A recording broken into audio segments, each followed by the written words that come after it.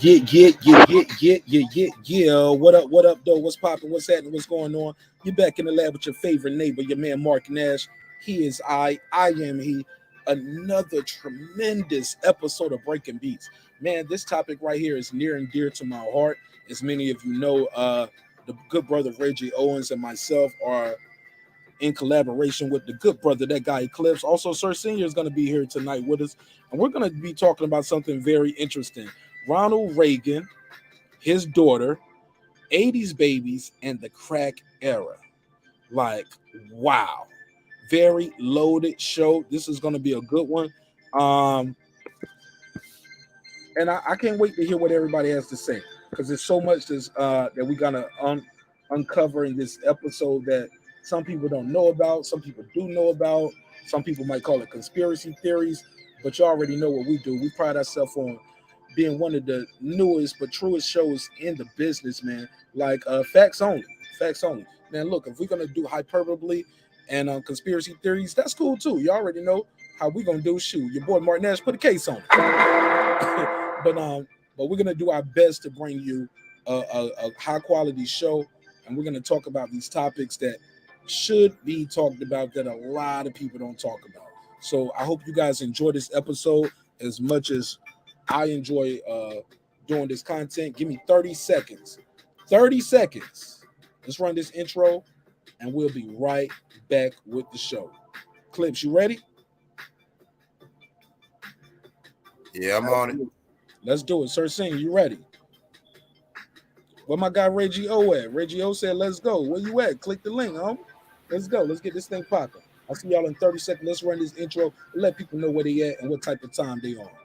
Let's do it. It's your man Marq Nash, Breaking Beats. Let's get it. Let's get it. Let's get it going.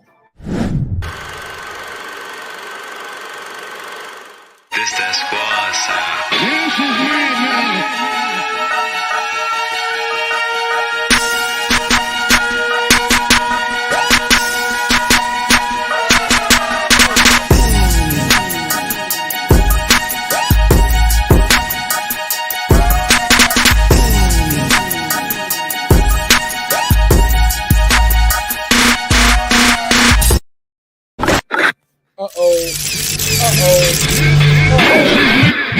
Yeah, boy. Yeah. What up, though? What's poppin'? What's happening? What's going on? You're back in the lab with your favorite neighbor, your man Marq Nash. He is I am he. Another great episode of Breaking Beats. Hope this broadcast is bringing you good spirit, good health, prosperity, and wealth everywhere you are, because God knows we need it. As we continue on this new episode, like I said, man, we're going to be talking about a lot of interesting topics here. Some people ain't going to like it. Some people are going to be able to relate. This is going to be new information to some of us, and I hope we all can go away from this episode learning something new. And but more importantly, we're going to respect each other. We're going to respect each other's time, space. If you're not talking, I'm going to ask you to mute your mic. If somebody's saying something you disagree with, before you cut them off, fight for that urge to cut them off. Have some self-control, self-discipline. Put it in the chat. Put it in the private chat. Whatever you need to do to get it off so you don't forget your spot. Let people finish, and then you can come back and burst a bubble if we disagree or agree. But regardless, this is not a debate. It's more of a quote-unquote conversation. With that said, shout out to my guy, Boxing Conversations with Reggie Owens. He joins us here tonight. How you doing, my man? Doing good, man. I can't wait to get into this topic, man. I'm doing good. What's up to the other brothers on the panel? Salute to my brothers. Peace. Salute, bro. Yeah, so shout out to Cooking with Sir Senior. Chop it up with me, man. Tell people who are where they can find you at, Sir Senior. This is a new episode. Yes, sir. This is Cooking with Sir Senior. You can find me there very soon. I'm back and married. And we're gonna give you a little background on that, where I've been cooking in the meantime. All right, so Sir Senior got a nice little story time set up. That's dope. Go ahead, Clips. Talk to me. What you got? Hey, what's going on, neighbors? This is that guy Eclipse. You know what I'm saying? Broadcasting live from up here in 330. That's Ohio, in case you didn't know. We're going to talk about some things and, try to put our generation in perspective and just have a little good discourse. So looking forward to this. All right, what's Clips? Well, you a little subdued right now. Give me your opening statement. Go on, open this thing up, man. Talk to me. Let's get you set it off. Tell us how we got here, what's going on. Nigga, I hear you talking, make me want to do make me want to clear my own throat. Yeah. Let me start off with this. The following content may offend some people. Some people may find it disturbing. Viewer discretion is advised. All right, let me get that out the way. And while you go ahead and give me your opening statement on this topic, I'm gonna go and blast the link out. Bet. All right. So first, I'm gonna give a little background about our 40th president of these United States of America, Ronald Wilson Reagan. Me personally, I was born 1980, so technically Jimmy Carter was the first president, but I always said Reagan was the first president I kind of remember, even though I was a little baby. And we came to this because, me and Reggie was talking about Ronald Reagan's one daughter who, ended up being addicted to crack cocaine and had her ups and downs in life. And we talked about how it was interesting how things that Ronald Reagan did, not only as president of the United States, but as the 33rd governor of the state of California, and even before that, as a two-time president of the Screen Actors Guild.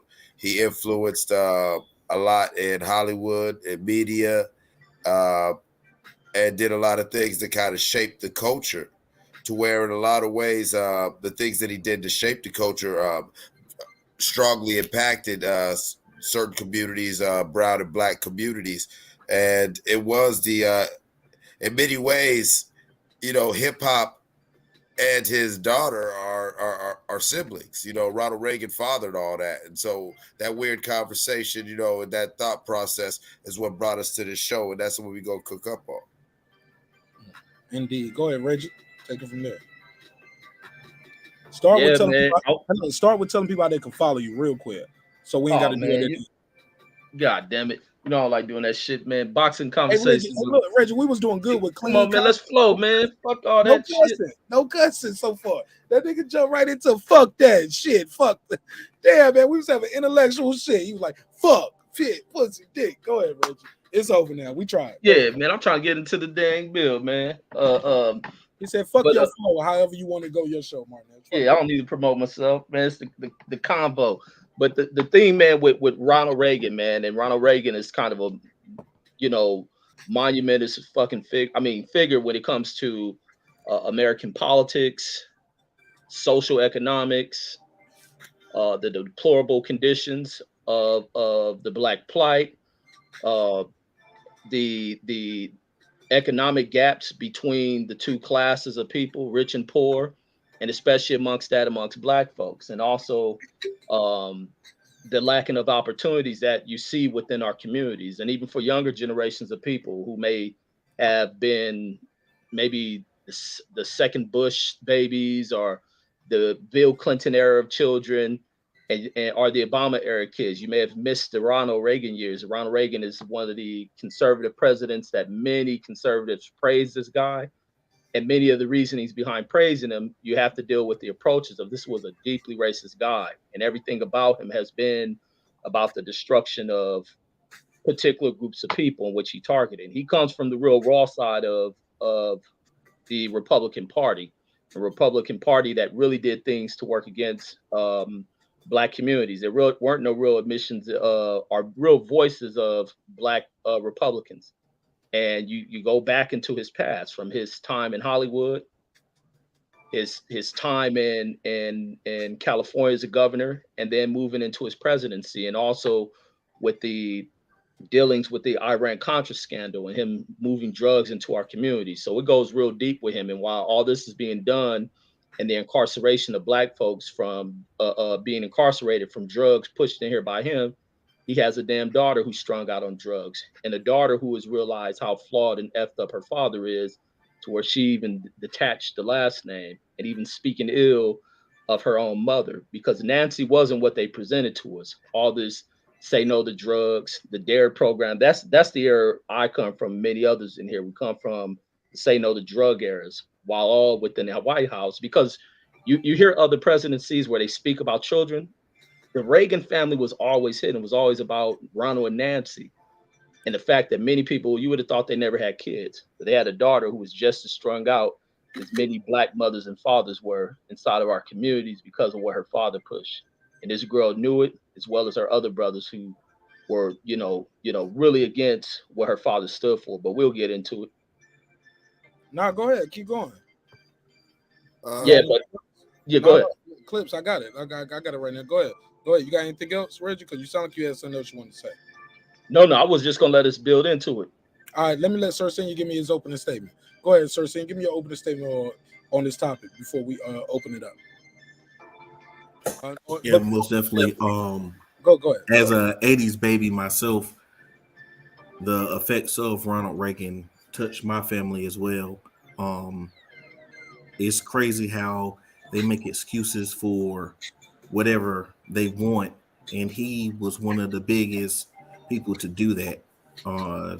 To say it was a war on drugs, but it was really a war on Black people. Go ahead, sir. Anybody cutting you off? Go ahead. Yeah, he definitely chose to exercise his racism through blaming it on drugs and saying everything was on drugs when a lot of the people they arrested was drug users over drug dealers. So if it's a war on drugs, you will want to get help for the people who are the victims of it. Those are the people who are killed by using drugs or stuck on using drugs versus the people who are the ones who selling the drugs. And it's funny, as Nino Brown said, that nobody knew anything about drugs until it get into the Black man pocket.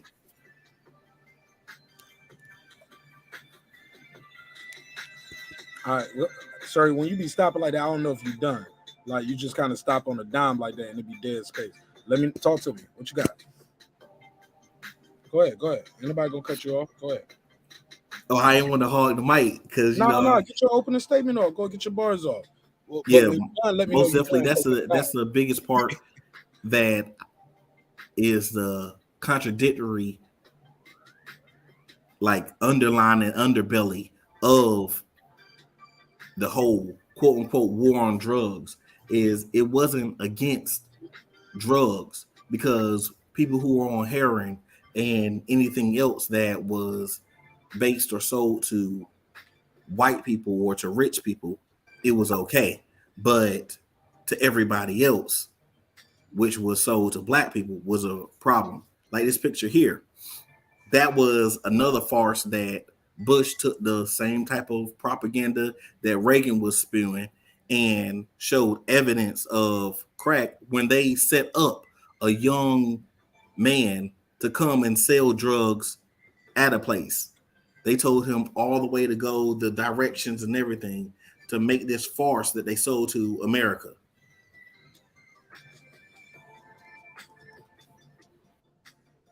Respectfully. Well, disrespectfully, I would say. Absolutely. Go ahead, Clips. Rich, I don't know you, Rich boy. What you got? What you got, Rich boy? Let me hear what you got. Hold up. No, I done most definitely bounced on here with you before, my God. But yeah. Well, my bad. That's Aeon Jack, I think.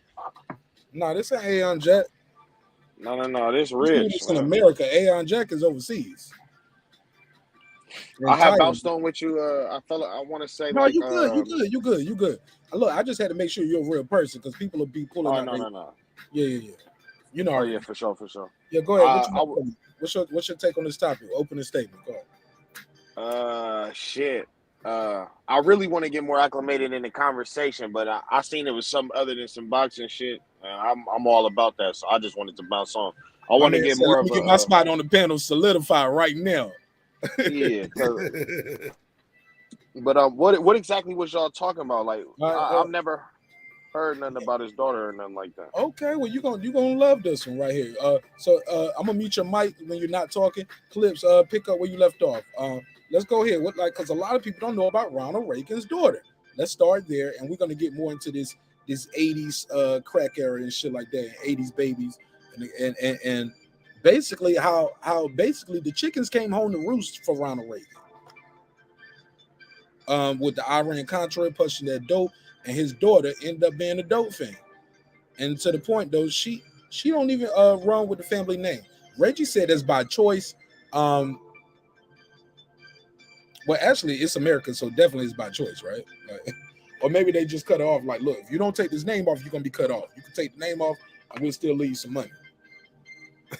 Change your name and you get paid, and you'll be set. Because she's definitely been set for life. She is Ronald Reagan's daughter, but she was addicted to crack cocaine. Go ahead, Clips, take it from there. We're speaking of they had several kids, and between both of them, 3 daughters, right? Yeah. We're speaking about particularly Patty. She got she went by the name of Patty Davis when she dropped the Reagan name, and Patty was bad. Patty was real bad out here off that shit, and I mean we seen it. We got closer from remember the Bush twins with GW Bush Jr. was in office, but it was more telling with Reagan because this was a weird time where there were so many things like drugs and crime and violence that was happening just every day. I remember growing up. At this time, I was real young, living in Fort Bragg, North Carolina, and it was real small and country back then, but man, that goddamn crack hit North Carolina when I was a kid, and holy shit, like it became something completely different. You know, it became really something different, and you know, made it like made it very spooky. And while we were sitting there saying, "Wow, maybe this is something that's just happening in the ghettos, or this is just something happening in Black or whatever communities," no, this was happening in the White House, while the White House was still executing laws and exacting different policies that was only affecting certain communities, like it was an isolated incident. And so it was very interesting because all the things that came from the 80s and the culture that came from it, thus hip hop and all like that, we were shaped by drug culture. And while this man was out here talking about he was championing the war on drugs, we've seen the films of him sitting there at the drug bus with a table full of drugs, laughing, talking about, "Oh, we're going to make some money. We're going to make some money." He would let this is the height of COINTELPRO. And for everybody, real quick, Rich, you familiar with COINTELPRO? Everybody in the chat, just everybody give me a yes. We're gonna get into that. Like he just give him the part about Reagan's daughter right now, because I'm gonna pass to Reggie. We're gonna pass around. So just give him that part right there, and we're gonna get to that COINTELPRO. All right, go pass it around. Her name was Patty Davis. I get you. All right, go ahead, Reggie. Give him some give him some info on this Patty Davis. Go ahead, Reggie. Yeah. So this is the daughter. I think the first daughter, or maybe I think it's the first daughter. I don't know where Marlene. I don't know, because I know Reagan had a marriage that was before with Nancy. But also going into Nancy history, because she's taken on what she terms as her mother's maiden name, but that ain't even Nancy Reagan's maiden name, because Nancy did the same thing her daughter has done. Is she ended up taking on the Davis name, which is the name of her stepfather, is what Nancy Reagan did. And then the daughter would disown Ronald's last name. And it could be because of some of Ronald's behaviors and functions throughout his life, and a lot of attachments to Reagan and his push against McCarthyism, where back in the late 40s following World War II, and then kind of during the beginning stages of the Cold War from like the late 40s to the 50s and shit, to where many people's lives, there was really an attack on Americans. Even when we bring in, we could talk about COINTELPRO, is really just kind of a targeting of an Americans, ruining them, and especially amongst the targets of black revolutionary groups, or what they'll term them as. But during this time period where her father her father goes to this thing of blacklisting people by just labeling them as communists, and that will really that end up writing off a lot of people's careers.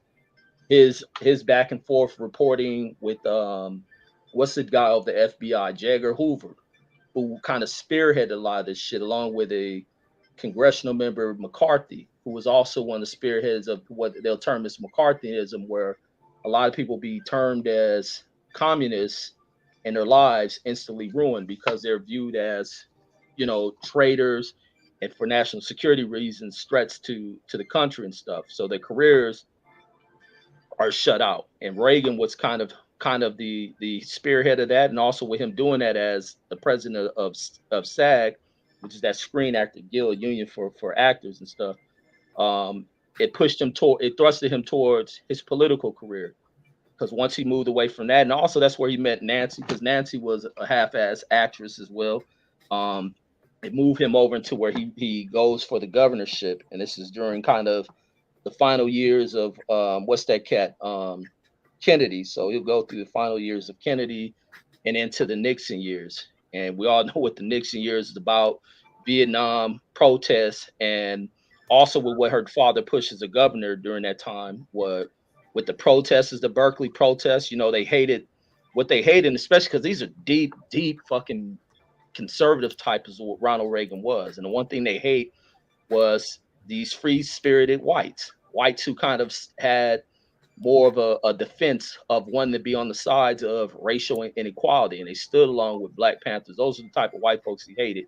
He hated liberal-minded white Californians, hippies is basically what it was. And when they had the protests going on, they were protesting some situation in revolving around Israel out there in the park, along with the Vietnam War and a bunch of other stuff. And what Reagan did was send in, because the president of that university of Berkeley wasn't doing anything. And Reagan pushed in to where he sent the guards in, California police, and eventually they end up going in there using some rough tactics, shooting motherfuckers. Reagan didn't give two shits about hippies, didn't give two shits about protesters.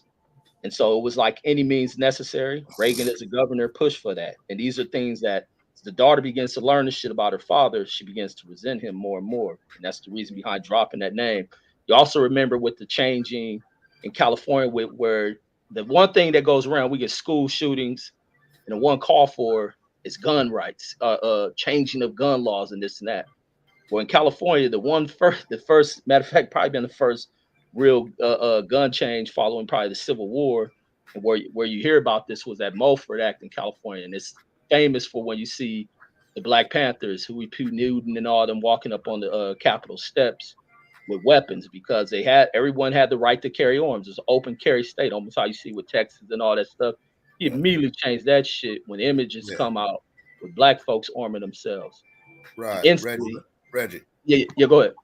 Let's stop. Let's go ahead and stop right there. That way we're not overloading them. And I got to correct you on one thing. Go ahead. He became the governor of California in '67. So that meant Kennedy had already died. Lyndon Johnson was ending his presidency. That was the last years of the Lyndon B. Johnson presidency. And at the end of that presidency, that was also, as you know, the Panthers were formed in '66. So he became governor right as the Panthers were really doing their thing in Northern California. And the incident you're talking about was, the Panthers, they stormed the California State Capitol building. They just wanted to deliver a speech and address the state Senate. However, they were misguided, and they approached and they actually went onto the California State Assembly floor. And yes, the gun laws in most states, in fact, across the nation, where anybody can just have a gun if you're grown. If you were grown, or if you weren't a criminal or whatever, you could have your gun or your rifle on you. And so Bobby Seale got in trouble for going that day, leading the Panthers. Bobby Seale and the main Panthers who stormed the state capitol building, they got arrested on the technicality that they were armed while on the assembly floor. And using that, Ronald Reagan sparked the outrage of these armed communist radicals, is what he just framed the Black Panthers as, and that started enacting some of the first serious gun laws within America. See, that's one thing that we don't, a lot of people don't understand. And, oh, my rights, Second Amendment. A lot of that shit wasn't even a topic, wasn't no red button topic until Ronald Reagan. You're right again, Reggie, about his time as the president of the Screen Actors Guild.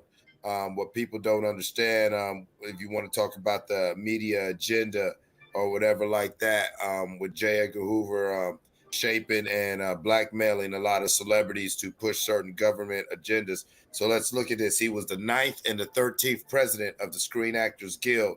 He was his first term as president was from 1959 to 1960. So this is all before he's even political. 1960 is when JFK was elected president. So all this time in the 50s, he's behind the scenes manipulating Hollywood. All right, to everyone who doesn't get it, he's a darling actor. He's in all the shows. He's got the show with the little monkey, like everyone loved and everything. But no, behind the scenes, he's actually one of the big movers and shakers. He's deciding what images and what we can see and what not. And then he also becomes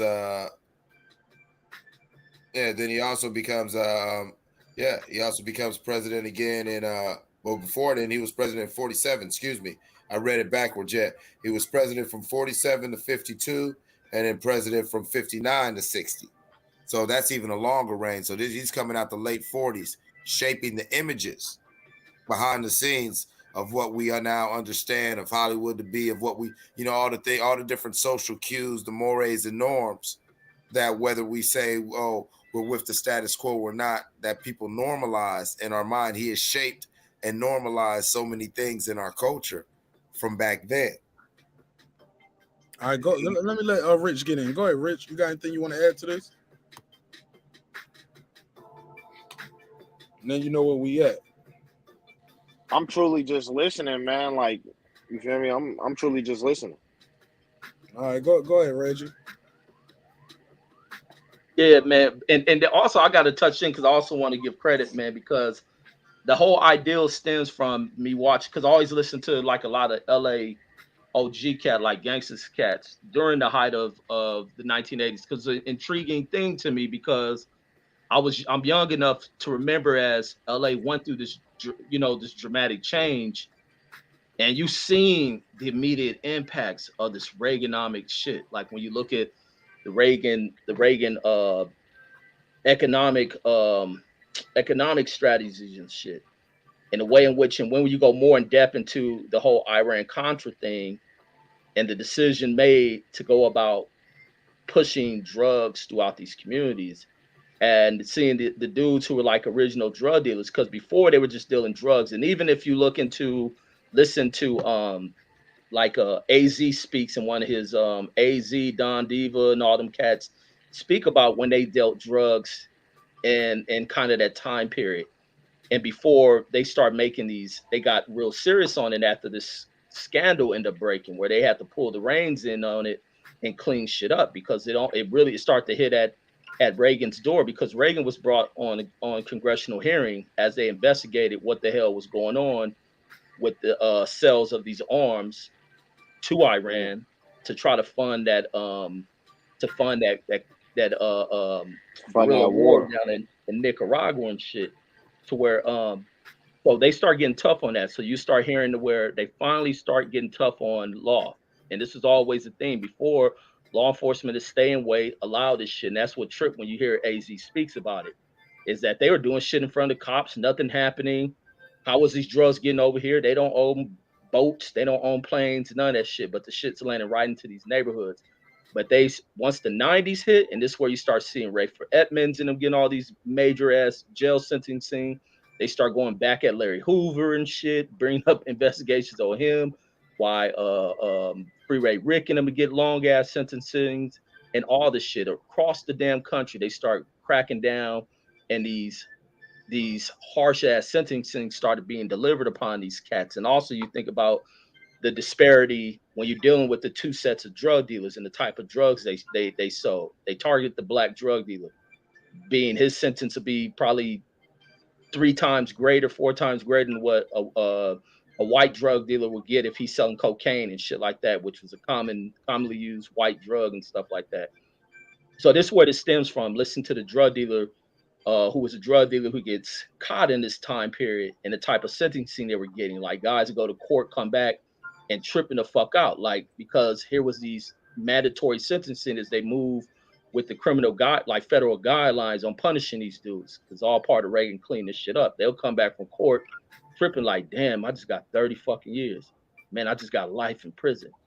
It start to be kind of the snowball effect, but many people ignoring Reagan and them attachment to this shit because the drug pushing thing was kind of ignored. That shit wasn't really exposed into like the 90s when you had Maxine Waters and them start coming to bring that to a community. They had like a community forum in 92 where they end up busting that shit out. And the CIA, they admitted to it, but they come short of admitting, you know, their fault and guilt and all that. But they did admit that this was going on. And Reagan had everything to do with it. But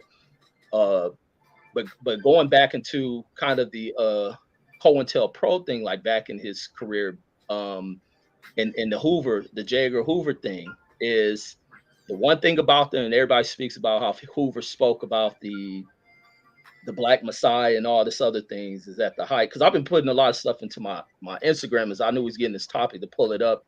And I know I can't put it on my YouTube like I want without a strike.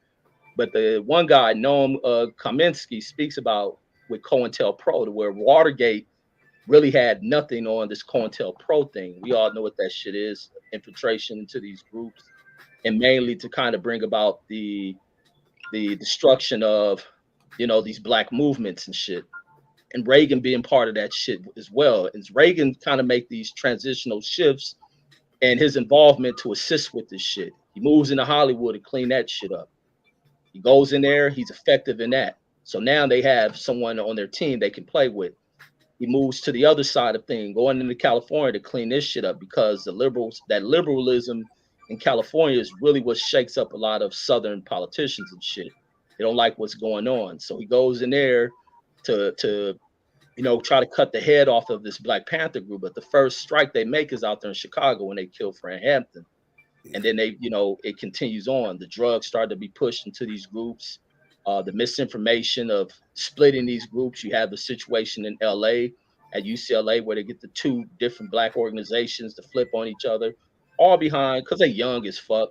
They ain't understanding what's being worked against them, and they pushing in false, you know, the infiltrating with false information and making them turn on each other. And then you get that. So now he accomplishes that move of assisting them with that. And then now he moves into the presidency to come in with what was really an atomic blow with the pushing of crack into many of our communities. But I'll pass it on. I'll catch back up. Yeah. No. That was good. That was good stuff right there. I just don't want to lose the crowd, so we gonna take some. We ain't losing the crowd. The crowd is growing. No, exactly. So we go. Growing. Go ahead. So we go break down this timeline a little more now. Okay, so like Reggie said, okay, he's already a Hollywood darling who was put in by the government in Hollywood to be a face and behind the scenes be one of the puppet masters of shaping the new narrative of, you know, what would become the nuclear family or the ideal nuclear American image that came out of the 1950s and early 60s. Okay, so he was already that, and he worked his all way up to president of the SAG president, Screen Actors Guild president twice. Okay, now he moves into politics. Okay, now a lot of y'all who are astute, or maybe some of y'all are old enough, y'all don't understand that for a long time the Democrats were the racist party. They used to even call them Dixiecrats. So Ronald Reagan, he's a big Democrat. Okay. And Ronald Reagan, he does this great speech. It's just one of my favorite political speeches of modern times, honestly. I actually use it. I chop up the speech and use it for skits on one of my older albums. And it's there's no left or right. There's only an up or down and all like that. It's a great speech where he's basically announcing that he's leaving the Democratic Party because the Democratic Party has strayed from the American values and the core American principles that brought us together. And so he leaves and he joins the Republican Party. And watch this culturally, because this is the beginning of the shift of this is the beginning of the modern neoconservative movement. Ronald Reagan saying to all the, all the staunch conservative Democrats, all the Dixiecrats, all the ones who were segregationists and all like that. All right, well, the Democratic Party is moving more towards labor, moving more towards for using a socialist term, more towards the proletariat or more towards the people. So we're going to get by the industrialists and the capitalists and the robber barons, because they're going to support us. They're going to prop us up in our towers. So come on over to this Republican Party, because we've been able to hijack the Republican Party. Now this is a better political party for us to push our agenda. And so once he does that, he's a darling senator and a darling congressman. Because he's famous. It's like right now, if Will Smith or somebody, or like, they talk about Dwayne Johnson trying to run for president, like who's not going to give him a chance? In fact, in a lot of ways, that's kind of what Trump did. Is Trump took the Ronald Reagan formula and he just poured gas on it and and made it a little larger than life. So then he becomes governor of California in 1967. Like Reggie said, this is the height of the tune in, the tune out, and tune in and tune out movement, where cats was getting real forward thinking. It's the age of Aquarius. It's this new age shit going on, where you're having a lot of conscious, good people who happen to be white, who happen to be black, who are becoming woke. They're coming in the right knowledge. They're thinking. And on hate street and whatever up there in Northern Cali, like there's this crazy hippie community that's very radicalized. Out of this, you get the Black Panthers. You get a lot of different movements. Some of them still going on today, and they're really taking hold because there's a lot of poverty. People don't forget that the Panthers were the first people in America to do like a lot of social programs, like free lunches in the community. And so that, whether you agreed with their politics, whether you agreed with what the Panthers were trying to say, but remember, the Black Party for Self-Defense was all about self-determination for the Black community and protection of the Black community from outside of pressures and aggressions and the different vice lords that would pimp us. I'm not talking about vice lords, the gang. I'm talking about the lords of vice, pimp. I'm talking about like crime, prostitution, drugs, these different lords of vice that were just, preying off the Black community. But remember, these lords of vice served the establishment. So now they're getting chased out of Northern California. Okay. So who do they bring in as governor to counter that? Good old Ron the Con.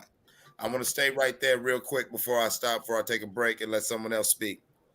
All right, the history of COINTELPRO. COINTELPRO is the counterintelligence program instituted by the CIA, by former CIA Director George Herbert Walker Bush. What this was in 1967. Wait a minute. 1967, Special Director Bush meets with members of the Ochoa family and the Cali cartel of Colombia, where they tell them, we'll give you a blind eye and we'll give you a straight pipeline to bring your product into America, as long as your product is focused within these certain targeted communities. Yes, they targeted Black communities. They targeted brown communities. They targeted poor white communities. They targeted all people who were viewed as political dissidents, because they understood that as they start creating this culture of economics, if we give a means for these people to make money, but we can demonize this means, we can, it's like a heads I win, tails you lose. We can profit off making you sell our dope, and then profit off prosecuting you. Okay. So, I just want to, as we're going through the timeline, Reggie, you can go on and do whatever you got to do, you know what I'm saying? But, let's focus on what he was doing behind the scenes from 1947, before then even, because he became president in 1947. So that meant he put a lot of work in to get himself the president of the Screen Actors Guild in 1947.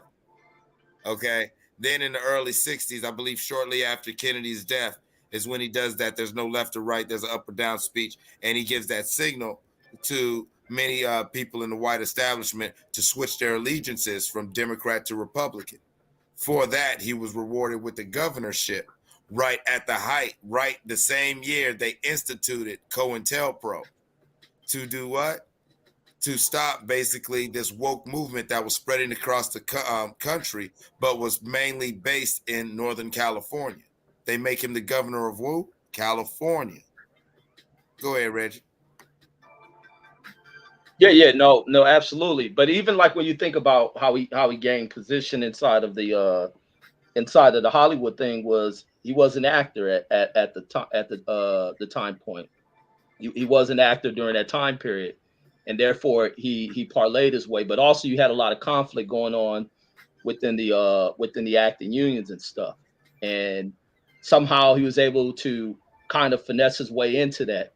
To where I think one president, he sat on the board. I think after the war, he was gone away for a while. He comes back in there. He finesses his way in there. It's probably based on how he spoke. Ronald Reagan is kind of more of a Southerner type, even though he's from Illinois, but you still got those type of people and in the areas who kind of carry on Southern type mindsets. And that's kind of what Reagan was. He's a person of this mindset living inside of a fucking deeply liberal ass state, which those two philosophies he butted heads with. And he always made that clear. And that was kind of one of the things of where they feel they want to take over their country. Because also when you look at people who come from that era, that slave shit, the post-Civil War thing and how things change, it's something that many of those people with this mindset still hold on to this day, that drive them crazy. And then Mark was saying, speak on the crime bill where you're talking about 94. In that crime bill, and a lot of people like to throw in this, because I always say people have this love affair with Trump, and that's what I always identify anytime they say Biden did this and did that, when they ignore when Biden was fucking vice president. But as soon as he run against Trump, people bring up the crime bill and they speak of it blindly.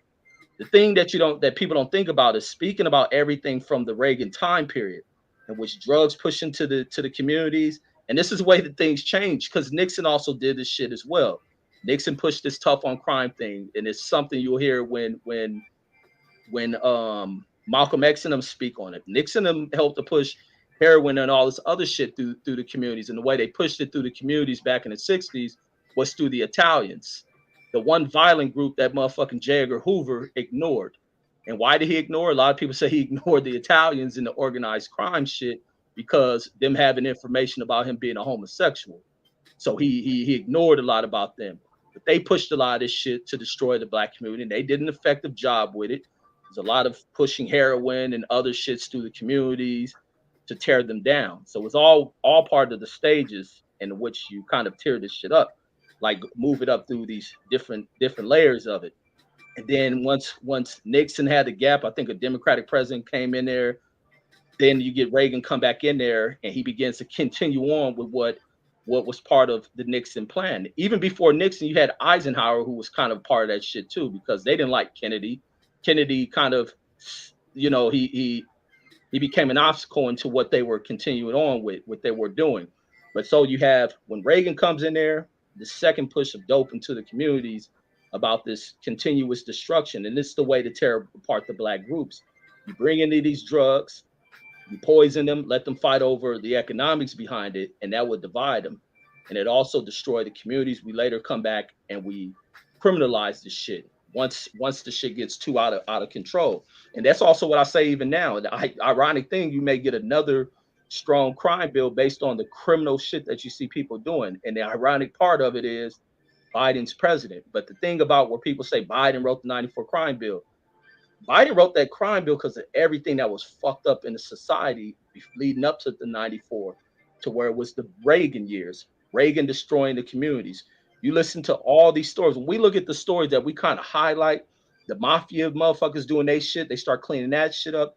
But you look at the level of crimes, even in LA with the blood and Crip shit, us disputing over drug territory, that shit was extremely violent. You look at Chicago, Larry Hoover and them, that shit was extremely violent. You go into New York, you look at Larry Davis, you look at Alpo and Rich, very violent. You look at motherfucking Rayful Edmonds, Wayne Perry and them, very fucking violent. You go across this country, you go down into Florida, the goddamn Cubans and Haitians and whoever else is down in Florida, very fucking violent. So it became this thing where people in our communities, our churches, and everything wanted shit cleaned up because you had crime rates, especially in LA. We had crime rates pushing 1,000 homicides from like 88, 89, 90, 91, super violent. Even me as a kid, I always thought I was gonna get killed. So when you have this going on, and people who get caught up in criminal shit, not learning to clean up some of your shit, clean the hustle up. And when you don't do that shit, you get to where we gotta finally get tough on crime. And that's what they push. It was not Biden writing that shit by itself. There's multiple senators involved in these committees. Everything that deals with American politics deals in committees. And that's why I think we got to that's why it's good to have these conversations, but also going to look more into it since we don't study civics in school anymore and shit. But the fact that they pushed this, the communities pushed it. I remember church pushing for it because we seen how violent shit was. And the deterioration and the type of shit. It was nothing for you to hear about funerals getting shot up. I mean, motherfuckers back then were very psychopathic ass people. And like I say, even what you're looking at the crimes now, you're seeing these youngsters are very psychopathic ass fucking kids. The viciousness and the killings you get now, you best believe if they don't tone this shit down, or OG cats pull in the reins on these young cats, you're gonna get another crime bill. But back to this Reagan shit, but all this shit stems from the Reagan time period. And it stems from Reagan time period as governor. And it worked. And all this stuff is when you look at the like what's the word for time period when you like a pathology or whatever. Well, you see the chronological. You see the chronological. Yes. When you see the chronological advancements of our culture, you can see Ronald Reagan's footprints all over the big watershed moments, even after his death, is what you're trying to say, correct, Reggie? Chronological, that's the word. When you take the chronological approach to everything with Reagan, you lead into what you got into that 94 time period. And nothing has even changed in this current era, because also with what Reagan did, when you led up to his presidency, but not even his presidency, but in his governorship of what he did by destroying organizations such as the Panthers, which were profound movements. You even seen it in a way in which he could do shit, but he took things off the table. Even when that girl Patty Hearst was kidnapped during that time period by, forgot the group, SLM or some shit, the Sudanese Liberation, and where black folks are fucking struggling out there in Oakland and shit. And when they kidnap her, and for those who don't know who Patty Hearst is, she come from a super wealthy family who was like a media mogul, who was deeply powerful as a private citizen. He was very fucking powerful politically because he ran like he ran a paper or some shit. But when they kidnap her, she's almost like she, and it's funny, her name Patty, because she no different than Ronald Reagan daughter with the same fucking first name. She joined one of these black liberation groups. They out there robbing banks and doing all sorts of shit. Now their demands, which I know Patty put the motherfucking word in to have this done, and families are out there struggling, can't get food, can barely put food on the table. Their demands when they had Patty kidnapped was to demand that they start feeding families. And Reagan and them not liking that shit. Reagan making all derogatory comments and shit. And then the one thing that was so funny is when you start seeing truckloads of food being delivered right into the hood to easily feed these black families who had been having to sit in front of fucking food banks, so much food being wasted and thrown away because things were fucking changing with Reagan tax and shit. They talk about Reagan doing all this other taxable shit, but when you look deeper into how taxes went about, who was taxed, where the programs were taken away, it's always this path of targeting black folks. So you get this chronological kind of flow with Reagan. And always a thing when you look at administrations in America who can do this destructive shit, it's never their problem to clean it up. It's the people who come up after them. And you're limited into the amount of terms that you can get inside of shit. So you can go about fucking things up as a president in this country and put off to the next person. And that person will take more of the public scrutiny than the person who actually did the damage. But that's my thoughts on that. Oh, exactly. No, you hit it on the head right there. Like that is kind of the catch-22 of the American two-party system. Is we take 2 steps forward, 4 steps back with each presidency, because even if say if you go Democrat Republican, and you give every president 2 terms, but each president spends their first 2.5 to 3 years trying to undo what the previous president did. You feel what I'm saying? To where we're constantly doing that. And Reagan actually was one who really perfected that. So let's get back on this timeline. Okay, let's stay on code and get back on this timeline. So all this, he's governor. Okay, COINTELPRO's now instituted. So this is late 60s, early 70s. Now California's getting bust wide open. Not as coke coming into this country, but it's still coke. You know what I'm saying? Cocaine didn't get turned into crack, or as the Colombians called it, base, where what the people who would cook it up, they would take the residue from the process of cooking it, down with the ether. And the Colombians called it the base. And they would take it and they would scrape it as it was a poor, cheap form, but it was the excess. But it was blasting people off. And so different military motherfuckers who happen to be in South America, most of them CIA, most of them CIA doing gray and black ops for our country, were in South America.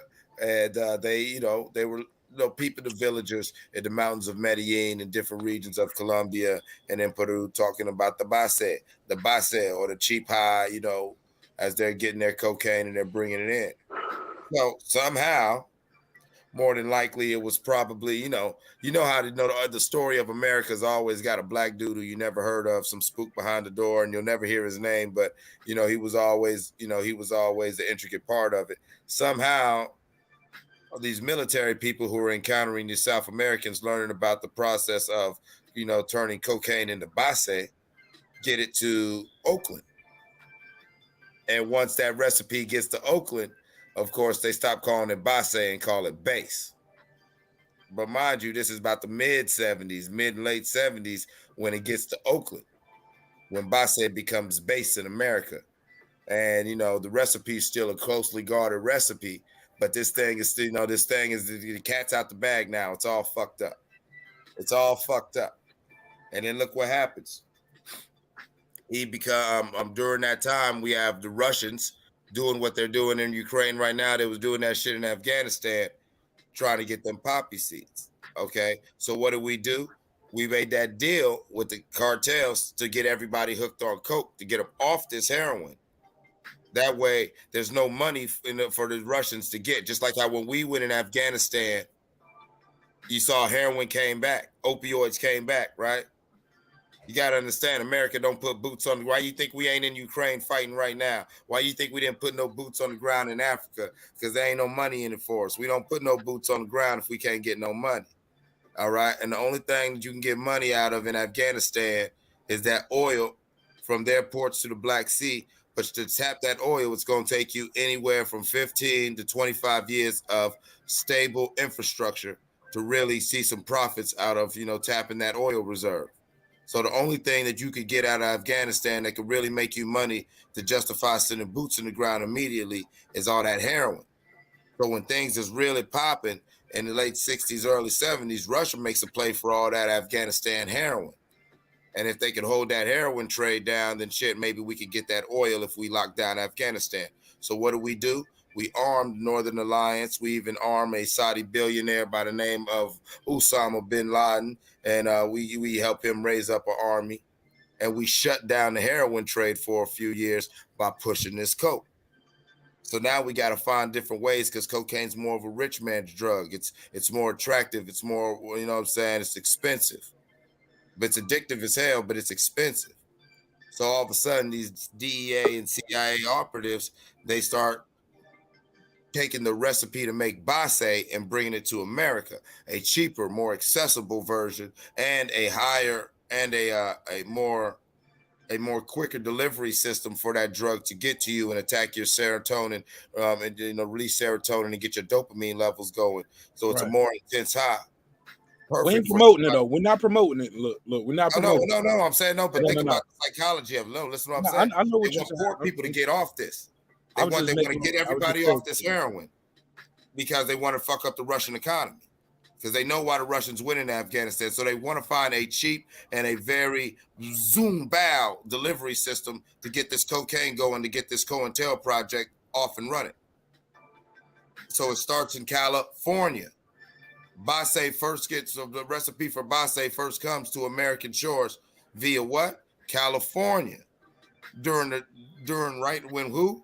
Ronald Reagan becomes the governor of California.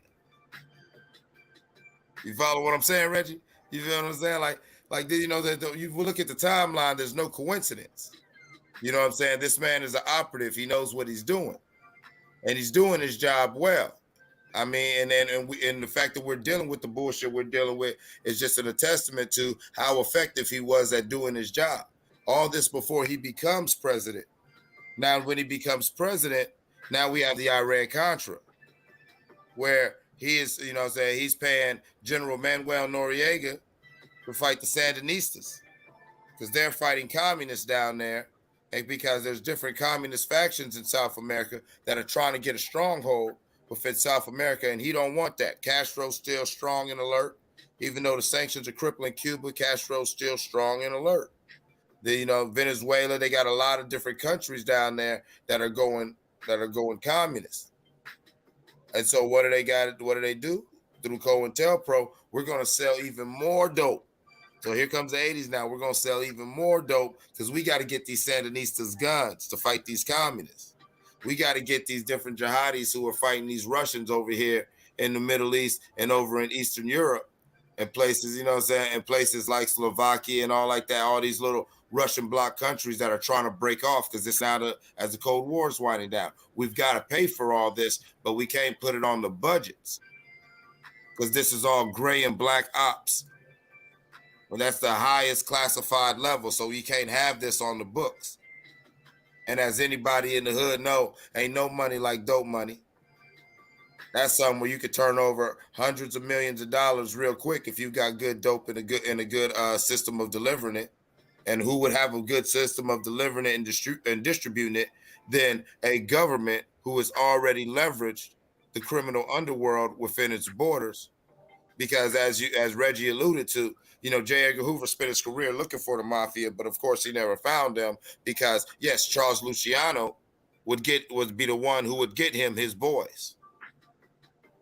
He would stay up in different mafia hotels to do his clandestine activities and have his homosexual, you know, scratch itch.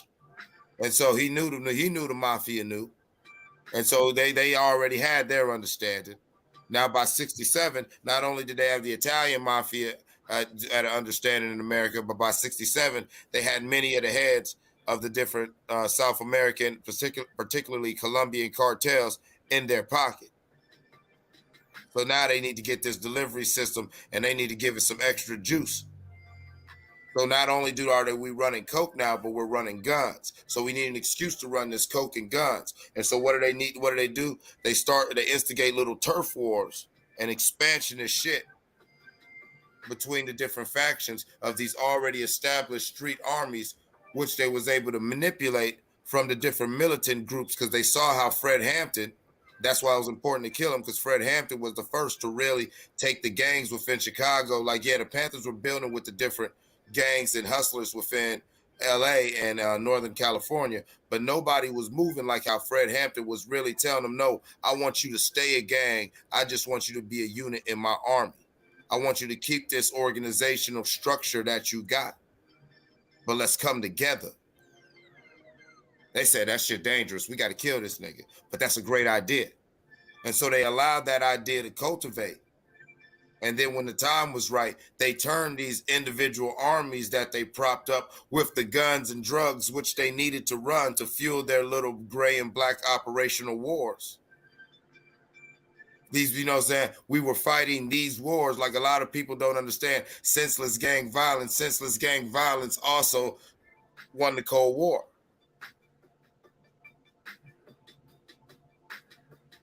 You feel what I'm saying? People don't see how it's all connected. You feel what I'm saying? Like, yeah, the dude spray painting on the wall broke down the Berlin Wall because this is what funded it. You know, and from that we have this war, militant, drug laced and violent culture, and that people say, how did we get this way? And that's why I want to keep getting back to the timeline and keep getting back to, let's look at really the impact of this man, our 40th president, Ronald Wilson Reagan. You know, this was a very strategic dude who not only was he smart, but the people who controlled him were very smart and knew what his strengths were, and knew how to use the fact that everyone loved Ronald Reagan to where we danced behind every notion. He was that shiny object that just moved the culture from the fucking 40s all the way, and we're still following his lead in a lot of ways. Go ahead, Reggie. Yeah, no, these time period, man. Not saying fortunate, but Reagan comes about in very crucial time periods, following the war, the movement into kind of Black Revolution, and one of the most critical blows that went part of this movement between everything aligned with this COINTELPRO system, where you're dealing with it's all a political thing, because even when you look at the FBI in that time period, the FBI is a tool that can add to the kind of political strategy. Politics is all about political strategy, and along with that, you run with a guy you have right in line. All these people have these ideals that align one another, and that was always the battle, aligning these ideals of destroying the thing that brought about great fear. There's always been great fears throughout the history of this country, and it's about the uniting of Black organizations. Black nationalism became a thing of fear back during the rise of the Nation of Islam, when it started to really rise with Elijah Muhammad, Malcolm X, and all them. But the kind of stuff that was coming from when you spoke about the death of damn, why I just drew a blank on him, on damn then what's the brother out of Chicago? Fred Hampton. Fred Hampton. The death of Fred Hampton draw about a major blow. This is a young guy who was able to kind of rile up a community, bring about a consciousness of the community, aligning it, telling the community everything that was being worked against them, his ability to organize. That's always a dangerous thing to people, is anyone who can organize the minds like that and bring it about to where it's doing away with this trying to get over on one another. When they killed him through what? Covert actions, bringing about snitches, these informant types. And when they killed that young dude off, it kind of started to kind of bring a crushing to the Black Panther movement, which was a very strong movement, but something fashioned out of what these youngsters were seeing coming from Elijah Muhammad's movement. But with the death of Fred Hampton and stuff, it started to destroy that, because what did you get right behind that? And along with what the death came with these guys, you start getting more of the gang organizations, start getting the GDs, the other type movements, Blood and Crip movements, following the destruction of the Panther movements, which were movements to bring about upward lifting of the community, and especially movements among the youth. The death of Fred Hampton, also Bunchy Carter, and then the eventual fall of the Black Panthers, especially when you had Huey P. Newton having to go on the run, who was really another revolutionary fucking guy. But they put a lot of pressure to bring about with Huey P. Because Huey P., where people praise Pac, but Huey P. got down like that. And back in that day is where you deal with a lot of these revolutionary types who got down when it was nothing to really pick up arms and blast a fucking cop. But with them, they put the pressures on these guys and just start to really break upon these organizations. But the death of Fred Hampton was a tremendous blow into what they injected following behind that, because everything that came after it was your street level gang organizations. And once street level gang organizations come about, you infest them with drugs. And now you let them figure these things out. And usually when you get people of these ages, they're not going to figure things out.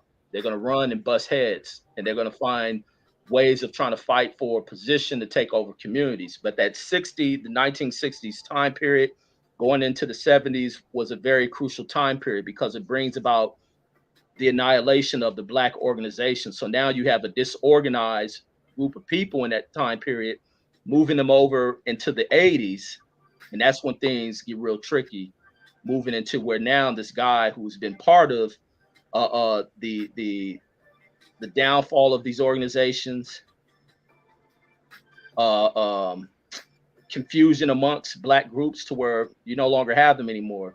You get street gangs, and along with that, here he comes with other things, because also with that, to where he made it push to where now your economy has to be a street-driven economy, and with the street-driven economy, it has to be controlled through some sort of structure, and that's the gang structure that goes behind it. Because also, like, going, like, for a moment, stepping away from his approach of just addressing it with the Black organizations, was the thing that Ronald Reagan got in here with the union busting, his whole thing with taxes, which are other like shock and awe approaches to attacking these communities. When jobs start to move up out of here, the first people we'll target is always going to be people who are at the bottom of the economic scale, and that's being Black folks. So you take you affect the ones who do have employment, and usually those with employment are going to probably be working in unionized type jobs. You get them out the way, you break that apart, you break apart the unions. You start to cut off taxes for those who are probably on welfare. He always had a thing about people on welfare. Even one of the controversial slogans about sending welfare bums back to work.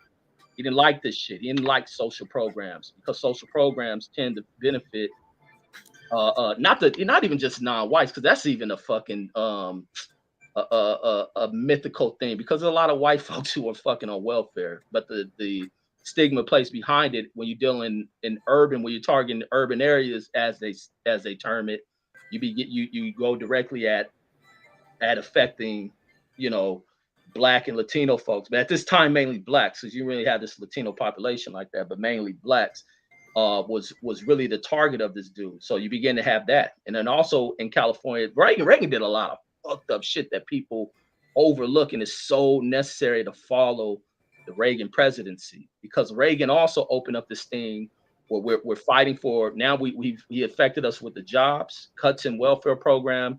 So now you get this thing where he begins to open up the fucking floodgates to the border, and making it easier for Mexican not so much citizenship, but their path to citizenship, to where you start having a huge flocking of people crossing over that border, because it wasn't a thing of just deport them. You made the path to citizenship much easier for them. And that's where you start looking at, like, Al Bundy. If you watch that shit back in the day, there's always this issue during some episodes about where he go into DMV and there's signs in Spanish or some shit, and he making an issue about that. That was during fucking the Reagan years in like 86 or some shit, where he makes this thing about the pathway to citizenship much easier. But it was also his method behind that was to have this other group, another competing group, to go into a community and have them to feud over. And it was just so many, so many things that was worked over by this thing. And also probably bringing these folks in here to also add into the links between what he's got going on down in South America, as he's trying to funnel these drugs in, and where you have the other link into the cartels dealing with Mexicans. So moving them in here to also move and spread these drugs around. There's a lot of kind of critical shit that took place with this guy. But go ahead, we'll pass it over. I just like touching on this Reagan shit, man. Hey, and hold on, let me say this real quick. Hey, Rich, you still there? yeah, Go ahead, Rich. Let me let Rich go. yo, and with that being said about the whole we have already acknowledged, you feel me, that that Iran Contra shit was the CIA, you feel me, a government entity, you feel what I'm saying?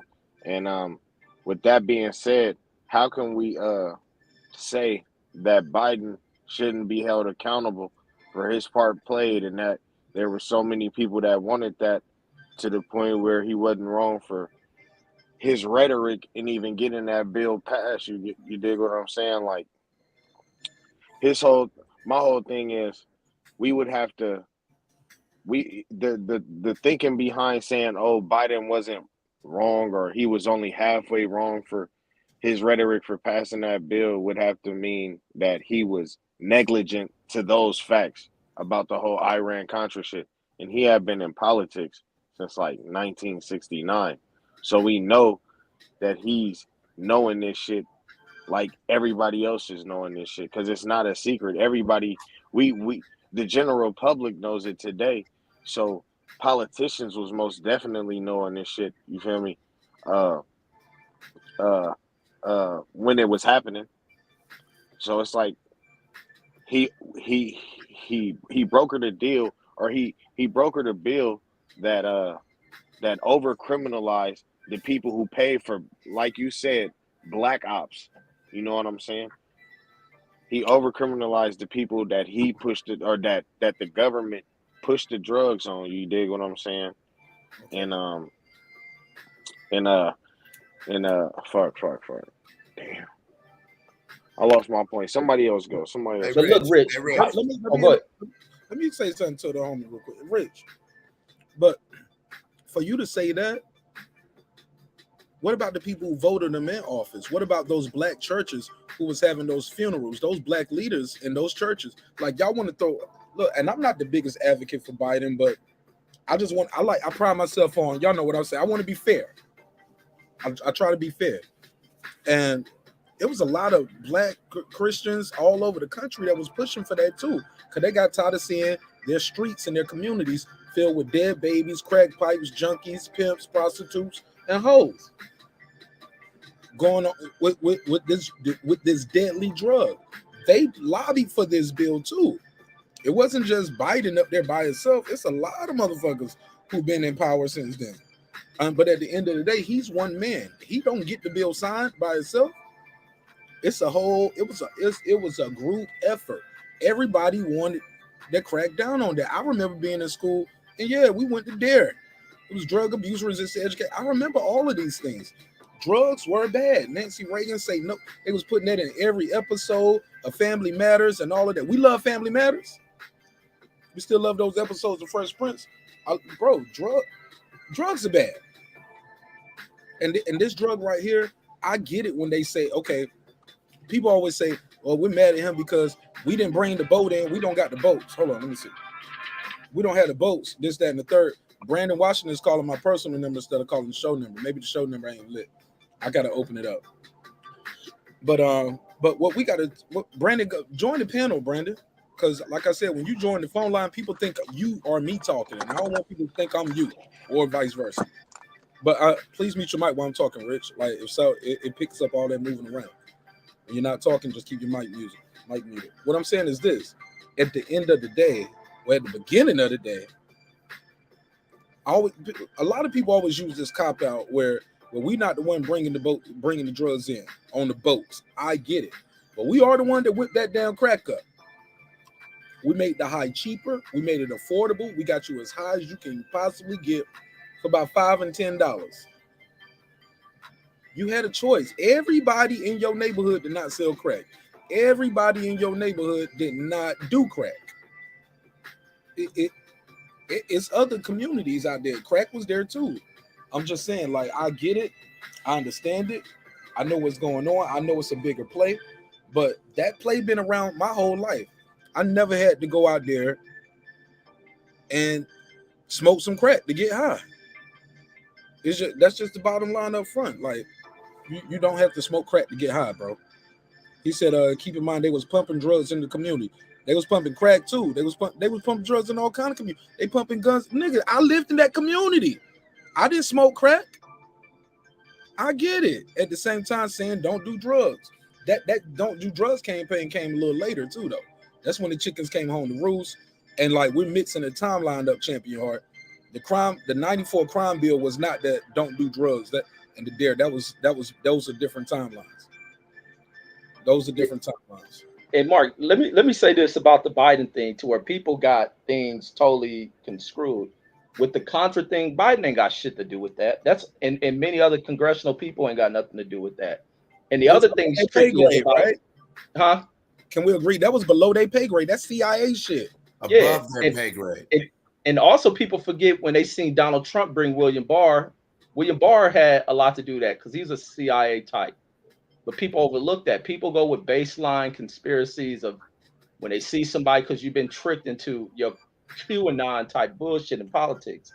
This dude had nothing to do with the Iran-Contra. That's all some scheme ran through the Reagan administration, which was covert as hell till it began to become exposed. When they got exposed on that shit, it opened them up to a lot of things. But the drug thing wasn't something that they were called out on. They were called out about the sale of weapons and using the profits to fund the Contra thing. And when that shit got blown up is when they went into the transporting of drugs. Brandon, hop on, because I'm gonna school you on this. Like I'm about to smoke Brandon ass. Brandon be on that goofy shit because they run into this shit about Biden. Like let me say this: people got to twist with the Biden thing and his crime bill.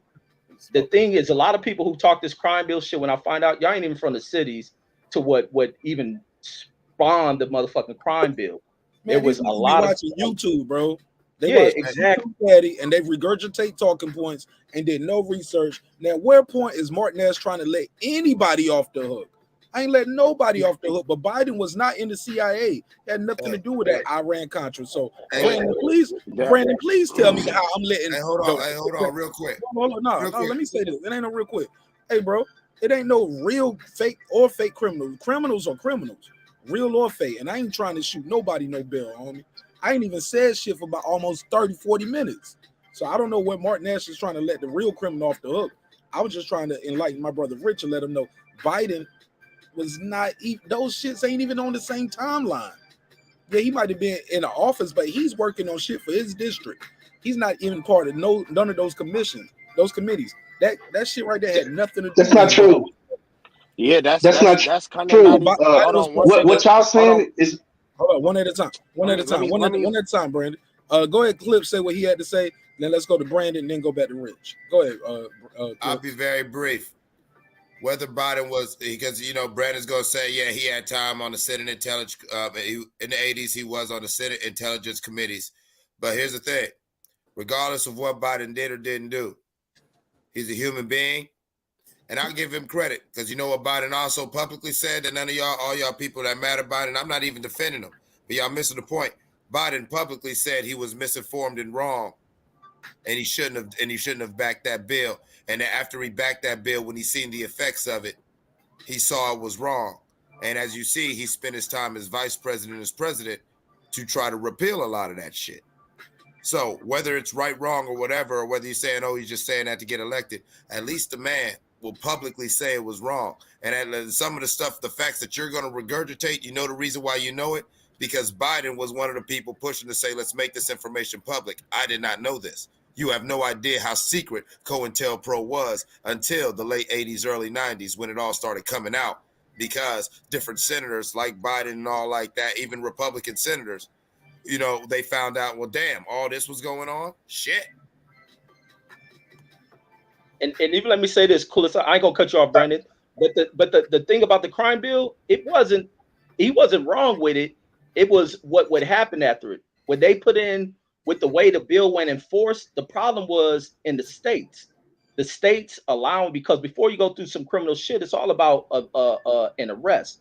What they didn't regulate and watch was a way, and many advocates didn't watch a way in which law enforcement enforced a lot of this shit, because you start getting a lot of scandal type bullshit from the way in which law enforcement targeted shit. The crime bill brought money to suppress this criminal shit. So it wasn't nothing wrong. Everybody supporting, even like Tyson Garcia talked about, there's a high support from black folks. I'm from LA, and I remember that shit. And I remember how fucked up Los Angeles was. And you even had where Bush pushed for being tougher on crime to try to clean up the drug shit, him targeting black communities, funding police shit. Crime bills ain't nothing new. Y'all come with regurgitated half-ass bullshit without research, because you want to target Biden, but support this punk named Trump. But go ahead, B. To say that.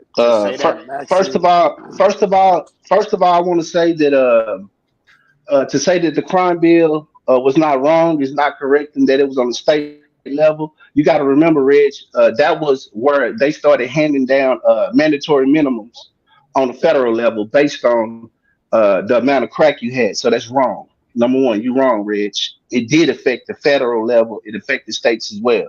Number two, when y'all say black people supported, I didn't say none of that. Go ahead.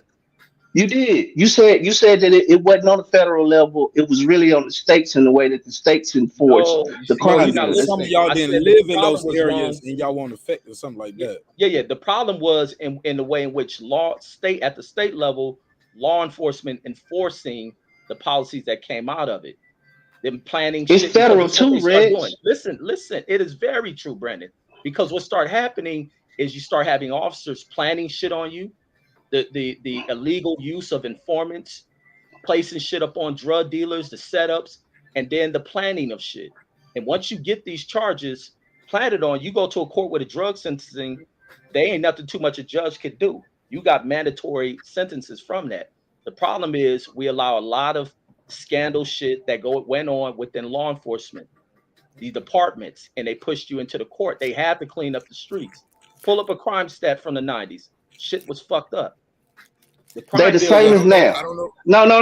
No. He cut me off. They would first of all, Go the ahead. crime stats are damn near identical to now.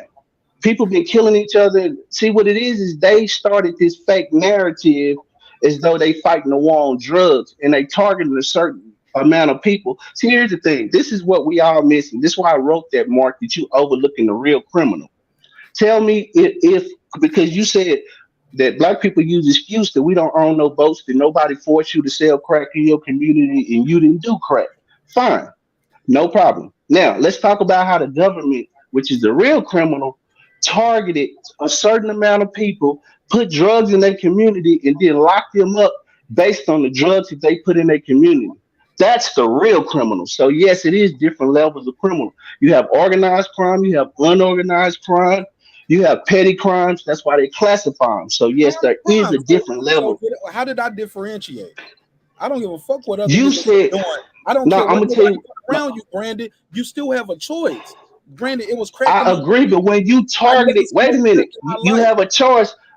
You have a choice, but it's like marketing, targeting. When I target you and I bombard you with a certain thing, and I do it over and over, targeting you, then I begin to weaken you and your people. Now, when it comes to the crime bill, that was not the first crime bill, the '94 crime bill. The other Nobody crime bill said it came wasn't before though. that. I think Nobody said it no, wasn't, I Brandon. didn't say I didn't say that, but that's the one we focusing on. So I'm trying to bring knowledge. That's all. I didn't say what nobody said. That what because people are saying that the crime bill wasn't the same timeline as the Iran Contra. That's not true. It was the same timeline. That was the second half of the crime bill. The original crime bill, I believe, if I'm not mistaken, I'm just talking off the top of my Okay. head, was between 1986. 1986. Right. So that was some because I heard somebody, I believe it was you, Mark, that said it wasn't the same I timeline. said It Biden is. wasn't on that committee. Like He them, was, but he I was, was, but he and I was was. referring to a specific comment. I was referring to a So comment. Shout out to Champion Heart. Nah, Said, nah, but here we go. I got it right. He said, Mark, keep in mind they was pumping drugs in the community the whole time, saying don't do drugs. I was talking about that's that don't do right. drugs campaign, which was the Nancy Reagan era versus the 94 crime bill being signed. And I was comparing that to the drug abuse. Go ahead, though. The DARE program. Go ahead. So the point that I'm trying to make is when it comes to uh, the only reason Reagan was almost impeached.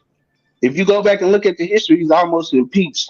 They actually had Oliver North up on Congress, and you could see the congressional hearings of exactly what happened. And basically, Oliver North, the reason he didn't go to jail is because they burned and shredded the papers. They shredded them. He admits it. They talk about it, all that good stuff. Now, when it comes to crack cocaine, the head of the CIA, Reg, I don't know if you remember this, but in like 1993, did you know that the head of the CIA came to Compton to a gym? Him and That's what I Maxine brought up. Waters. Did you know Maxine that? Waters. I brought that up already, Brandon. Okay, okay. I missed that. No, because I'm trying to make a point. The point, I'm not trying to rebuttal y'all. I'm just trying to add my little input. I ain't trying to. I know Yeah, Rich yeah, trying because to I don't want. So basically, this is from what my understanding was. The head of the CIA, I saw it. I saw it. He came to Compton to explain why the CIA was dumping drugs in the black community. Do you know what came out of that? What? A crime bill and nothing. Nobody went to jail. Nobody was held accountable. But we got people in jail right now who never got caught. Big Meech is in prison right now. All Rayful, Etnins, all of these black kingpins we know about that's in prison. And they doing time for the crime that they committed. But no, the people who shipped this shit in, the CIA, the head of the CIA, the all of these people, that nothing happened to them. So that's why I say we need to deal with the real criminal, which is the United States government. We're just byproducts. The Rayful Edmonds and Big Meech, they just got caught up in a bigger scheme. They got caught up in some political bullshit that had nothing to do with them. They was only They didn't pawns say they on a had bigger nothing to do with chessboard. them, bro. They sold the dope, No, bro. I'm saying they didn't have nothing to do with the Iran Contra. They didn't know nothing about that. They didn't have nothing to do with the Sandinistas. They didn't have nothing to do with cocaine being flown in from Colombia. They didn't have nothing to do But with they do know uh, they're selling death to their people, though, right? Let's not be you don't naive. realize. I'm gonna say you Let's don't not be you don't naive. realize that you don't realize. No. You don't realize you selling death to your people at that time. That was just a new hustle that came in the black community. You didn't realize there was no dope fiends when My brother, people first started selling crack. my brother. There Let me was say, no dope fiends. and look, So you didn't see that the effects of what happened to your wrap community. this up, They Brandon. didn't know that. I gotta rebuttal this. Wrap this up. Okay, my bad. My bad. Go ahead. Go ahead. I'm wrapped up. Brandon, Do your you know thing, you brother. got a good hustle when motherfuckers are coming there and sell you all the groceries. They'll give you their baby. They just take the stroller. I'll walk them home. Take the stroller. They'll give you their baby stroller, and you ain't got no baby. You know you look around and see all your aunties, cousins. Yo, they see what's happening.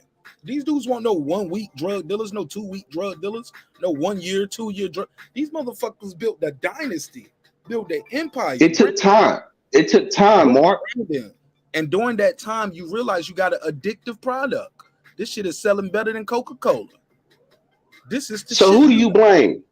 It ain't no who I blame everybody. I blame everybody for their personal decisions. It ain't no about who you blame. You are responsible for your decisions, Brandon. So who? Okay, Mark. So, but you I have ain't to gonna say. blame the author. So who is the Let author? me say So, this, okay. Brandon. I don't give a fuck who the author. You didn't have to buy the book. You don't have to put your face on the front cover as the poster The child. book was marketed and pushed on you, and it's continually Brandon, marketed and But pushed listen, on Brandon, you. I can Brandon. become Big Meech. Let me Brandon, say it was this. Let me pushed say on this. Brandon. What Can I? era was Can you I? born in? Was it pushed on you, Brandon? Did you become Big Meech? Let me say this to Brandon. It Let was. me say this to Brandon. Was it pushed on me? Yes, Brandon, let it me say was this. pushed on me. Brandon, let me say this. Let me say this because this is where people get it twisted with the crime bill. These crime bills are going to always be pushed, and and this is the thing that's critical talking about this Reagan thing. When they brought about the destruction of organizing these situations, which you had with which was so critical with the assassination of Fred Hampton, the destruction of the Black Panther, and now you move into organizations that have no real structure, no true leadership, and when they do, you take leaders out. But also with the infiltration of these groups, that these groups began to just seeing these drugs being put in their neighborhood, not taking a moment to be conscious about what is being done to them. Because at one point, the mafia was conscious about we don't fuck with drugs. And the moment they got away from that shit is when the fucking destruction of the Italian and whatever mafias came about their demise. Now, when you go into our same groups, it's the same thing with drugs. We don't have leadership that thinks from a conscious standpoint of figuring out what's being done, taking a moment, because people, and this is the other thing with the government, yeah, everybody's at blame. But when you have it to where things are set up against you, your father ain't got employment, your mother ain't got employment, you living in shit, your clothes look bummy, they bring this shit in, you got people with habits. And now it creates this fucking cash system, this flowing of a new economics. But along with this economics, you up there killing shit. Your dope fiends is out here raping shit. Your dope fiends, the children are being exposed to shit, and the shit been going on. And you got to think how long this thing went on. This went on for a decade. And it's started becoming a common thing. Like I said, I grew up in LA and I watched that motherfucking city fall apart. I come from a biological parent who ended up getting strung out on a lot of that shit. A biological father, who was involved in that shit, who did motherfucking football numbers in prison and shit, because they didn't take the conscious approach to thinking about these things. But this is all part of a experimental phase. Now we look at this current age of shit. The same thing is being done to this current age of people who are committing these same crimes. Is any of them taking these steps to think about what's being done, where this shit's coming from. No, every motherfucker's pushing fentanyl, pushing motherfucking meth, pushing every little pill that's out here because people are too infatuated with the money that come from it. You think the government's gonna But take they a holding slow the vote? pill makers. They holding the Bro, pill makers accountable though, Reg. time They out, bro. holding them Time out. accountable. Time out. The Time the out, Brandon. Shackler family. Brandon, let me finish this.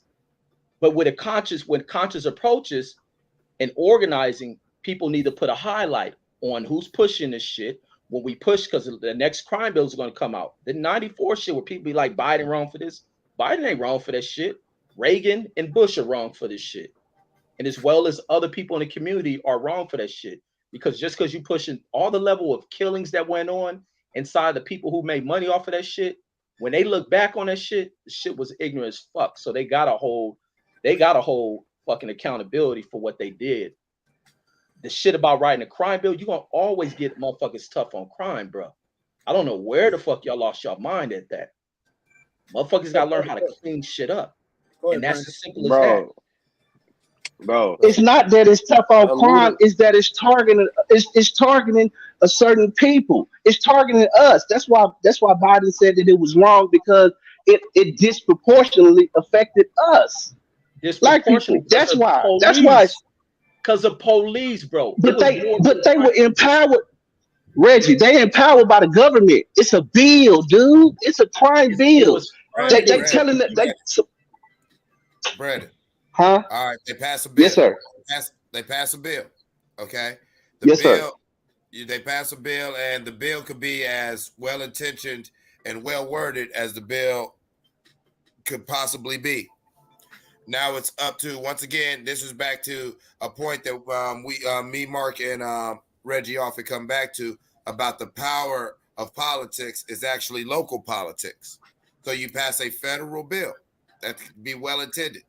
But if your local law enforcement, if the federal judges, if your DA and your prosecutor have their own personal predilections, prejudices, and biases, that because it's a new bill, it's a well-intentioned bill, but it's a knee-jerk reaction to this wave of drugs and violence that just came within about 10 to 20 years, and the culture shifts from the early 70s to the early 90s. In 20 years, it's like a brave new world out here. It's really crazy. It's spooky. If you're old enough, you remember. All right. So it's a knee-jerk reaction, fear. Okay. All right. And this is how the machine moves. This is the fear is the grease and the lube that keeps all the gears moving in this machine. It's ordo ab chaos. That's Latin for order out of chaos. You feel what I'm saying? I cause a problem, and then I propose a solution. You praise me as the savior when I solve your problem, but you don't understand that my solution is going to give you another problem that you're going to need me again. Same way it works with drugs and selling narcotics. You know what I'm saying? You're feeling fucked up for whatever reason. You want to escape. You want to get, you know what I'm saying? You're depressed or whatever. I'm going to give you a drug that's going to get you high. You're going to get good and high. All right? But you know what? Once this high's down, you're going to be even more depressed than a motherfucker than you was when you first seen me. So now you got to see me very often. You feel what I'm saying? To keep you going and keep yourself up, because the more I put you up in the air, the harder it is for you to, you know what I'm saying, stay out that dark place. That's how these bills work. Okay. Right. So you got this local politician or these I don't know if you was in the West Coast. You know, when I was out there, I had a chance, the unfortunate pleasure of encountering when they were still around Crash and Ramparts divisions. Reggie knows what I'm talking about. Let me let Rich get on real too. Go ahead, wrap it up, close. This dude Rich keep trying. I'm done. No, I'm done. Go ahead, Rich. Go ahead, get your bars off. Bro, Brandon to me is spot on, bro. How can we blame people who don't have connections out of the country for foreign drugs getting into the country, bro? We've already acknowledged. Nobody did that. No. In a way, you did, bro, because we quick to fake way blame people who had nothing to do with foreign objects getting into the country and then hurting the community. You dig what I'm saying? It's the same with the pills and shit like that. It's the same with the pharmaceuticals. How can we blame the person who's barely profiting off of selling pills on the street when it's really the pharmaceutical companies who don't pay the doctors if the doctors don't prescribe it or suggest it to the what's the name? By the insurance. The insurance doesn't pay the doctor if the doctor doesn't, you feel me, prescribe the patient with the drugs. Who's really the criminal? The person who's selling the pills because they got too many, or the person who just wants to get the pills out anyway? I think that's a bad example because when you're talking about pills and pain and somebody going through a legal process and what they think is something that's going to help them, that's different. Comparing that to somebody who's on the street knowing they're selling illegal drugs that's poisoning their community. It's like you guys keep making it seem like you guys didn't grow up in that era. None of y'all niggas on this panel was Big Meech or Ricky Ross. And y'all, I'm sure y'all had an opportunity to go that path. Why not? Why you didn't become the biggest drug dealer in your city? Why y'all niggas ain't doing life? Why am I talking to y'all now and y'all ain't out here selling keys of coke? We already did that. And let me say this. See, Mark, what you mean you did that? You didn't become Big Meech, nigga. You don't know me. You don't know that. How you know? I know you ain't made $1 million selling crack. Mark, you don't know what I've done. I know that. Okay, am I lying? You don't know that. I know that. Who? I know that. You don't know that, Mark. You don't know nothing about me. Only thing you know is what you heard on YouTube. So am I lying? So am I lying or am I telling the truth? Let's keep it a buck. I tell you this. I know for a fact that we can't sit and judge who did what in the community. This is what I'm gonna say. I'm gonna say that when you say comparing it to pills ain't the same thing, it's the exact same thing. And I'm gonna tell you why. Because the government has told you that these pills are legal. They said these pills are legal, which is the opioid epidemic they said they in right now. That's why the Shackler family is being sued right now for I think it's Viking or whatever pill they put out. They being sued for billions of dollars for a drug. This is a drug that they say is legal. That's why they play these semantic games with us. Oh, that's illegal. They knew what they was doing to the community. Yeah, but the thing about it is let's keep it all in perspective. You're not talking about the real people who manufacture drugs every single day. Let's talk about that. Let's talk about how it affected their community. Right now, they have an opioid epidemic in the Caucasian community, but they don't have a crime bill. You know what bill was passed for them? For them to get help, for them to open up treatment centers. You know what the crime bill did for us? They started building more prisons. Reggie, go look it up and see how many prisons they had in California before 1994, and look and see how many prisons they got now. Oh, don't forget Bush is putting funding in the prisons, Brandon. I'm gonna jump in that. Right. I'm not right. What I'm saying, Reg, is I'm not. Okay. Okay, go ahead, Mark. And you kind of went on a tangent, but you didn't break this down. And I need you to break this down. Tell me how my grandma going to the doctor and she's signing a prescription with her health benefits. All of this shit is supposed to be legal. And her getting hooked to opioids, it's the same as somebody out there robbing and stealing you for your paycheck and stealing your car, breaking in your house, selling your DVD to go buy some crack. It's the exact same thing. It's not the exact same thing. Because they doing it right now for the pills. They doing it right now. That's why they have an epidemic right now. We in an opioid epidemic right now. But Brandon, that's the government declared that. Look, let me say.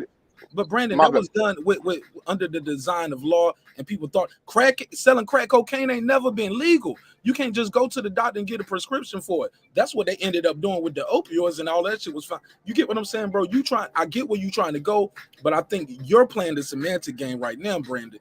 And you're you're like taking away power of choice. Like I said, all of us on this panel grew up around crack and had the opportunity to sell all the crack in the world.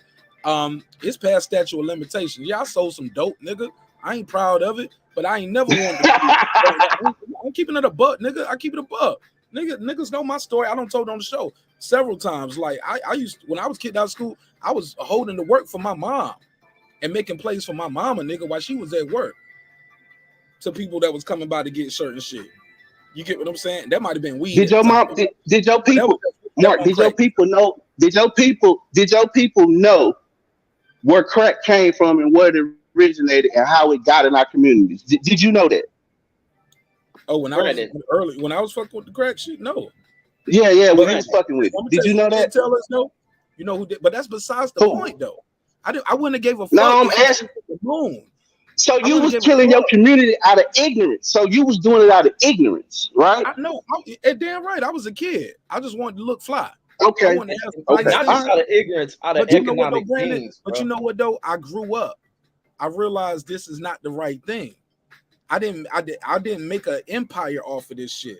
And then once I get busted and I go to prison and say, well, you know what? The government gave me that cocaine that I made all them rocks out of. No, nigga, I was a part of it. I was with the shits. I Nigga, agree, And look, Mark. I and look, agree. Brandon, I hold on, agree. Brandon. Brandon, I you agree gotta pass 100%. though. Hey, Gotta but pass. look, this for Brandon and for Rich Boy. Y'all making Why you excuses call for him Rich Boy? those. Why you call him a Rich Boy? I thought you said that's his name. His name is Rich. You don't Oh, call him Rich. Rich Boy like the rapper. When he was jumping Throw on, some no, D's when he on was that jumping bitch. on, you said Throw Rich some Boy. D's. Throw some D's on it. Throw some That's how D's it on is. it. But Yeah, look, y'all making That these nigga got excuses for excited. people. This is where y'all making excuses for people who also bear the brunt of accountability. If they didn't know what they were doing, they wouldn't run from the police when the police pull up. They wouldn't set up all these different schemes of avoiding getting caught with shit if they didn't know what they were doing was wrong.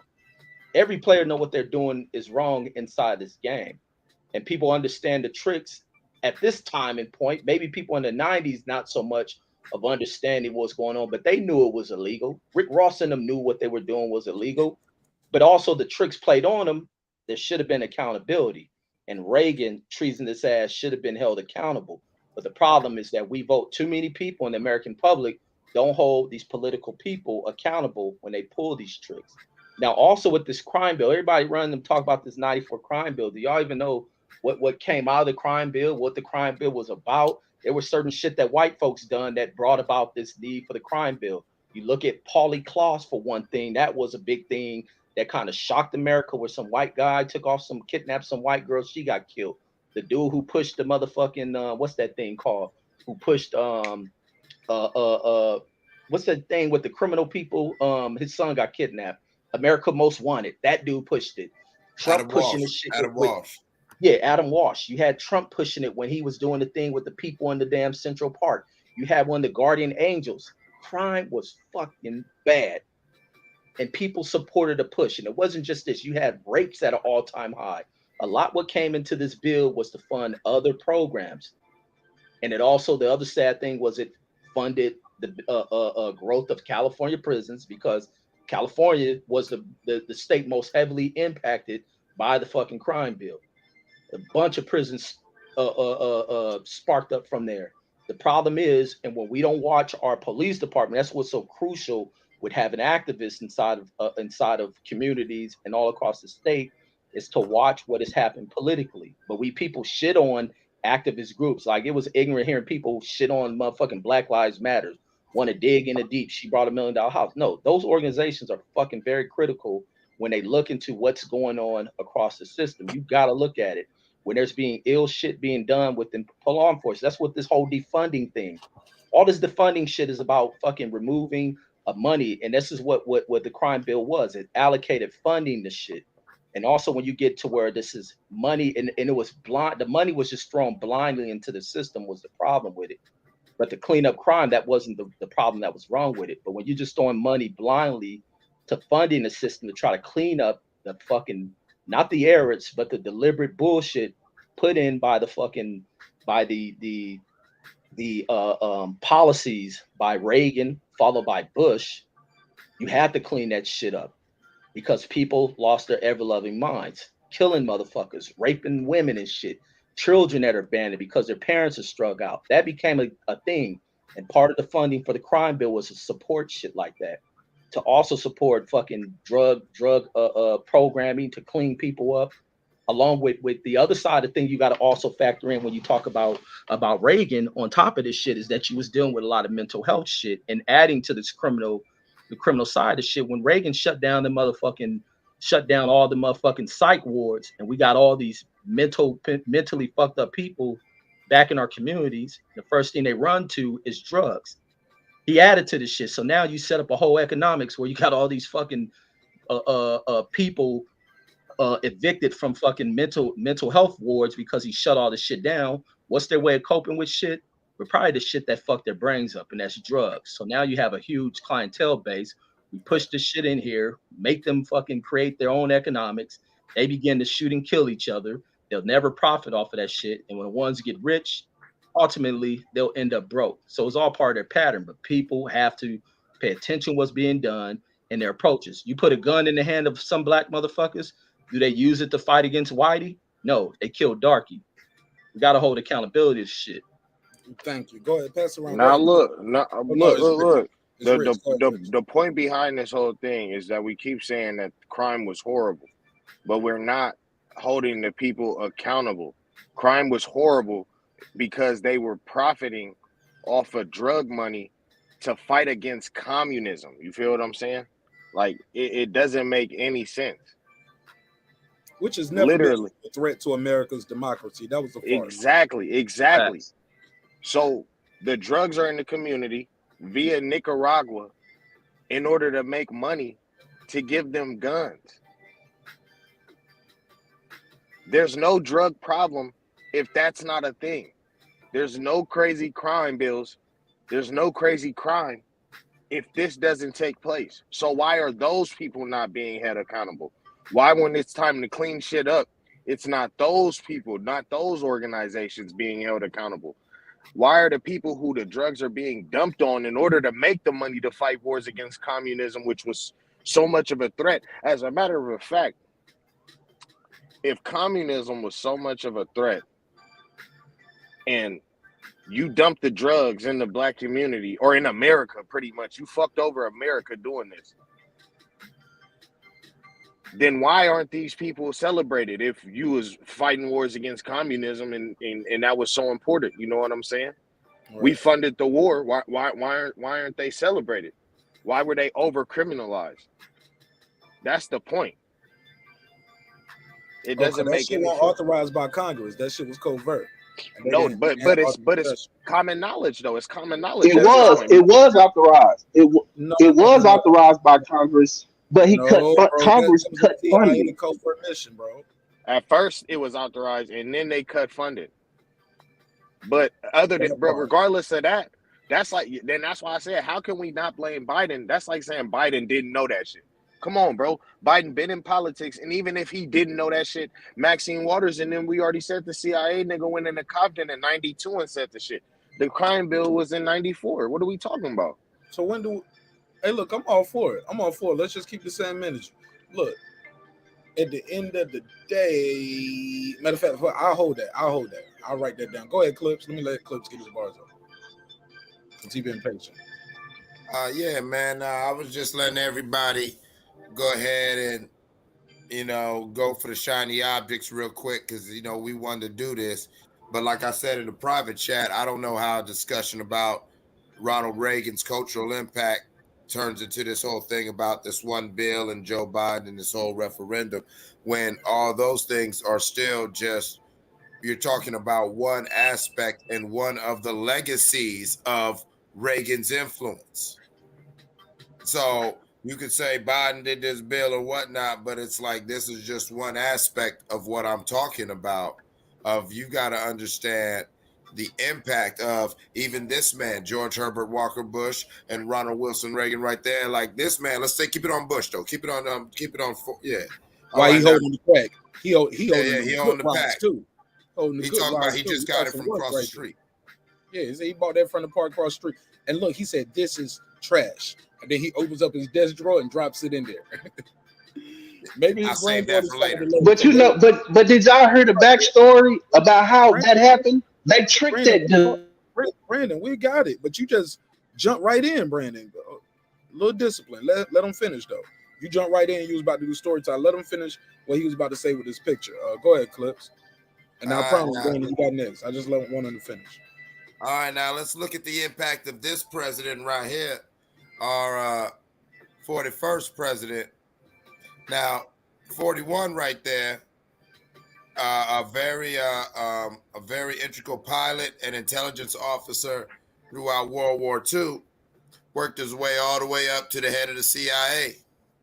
So all this shit that we talking about, the behind the scenes and everything, and I understand what some of y'all were saying like it was done out of ignorance, but I will never take away free will from us and treat us like, we are some ignorant people that know we, what I'm saying, well, you knew what you was doing was illegal, but you was getting money, you was in a bad situation. I often joke that a lot of the Panthers, it's hard for y'all to be righteous in the summertime in California wearing a black leather jacket and a beret when your baby's starving, when this, you got a cop or some detective that's trying to tell you, hey, you can sell this dope and make some money. And that's what went on. But he still made that choice.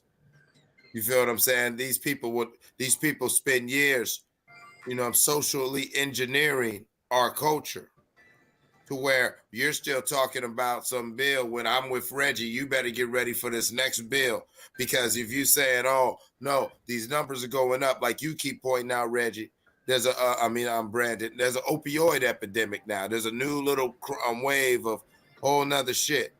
And regardless of whose fault is it, the government or this individual, people are going to react to it. They have been reacted to it, like you said about the Shackler family.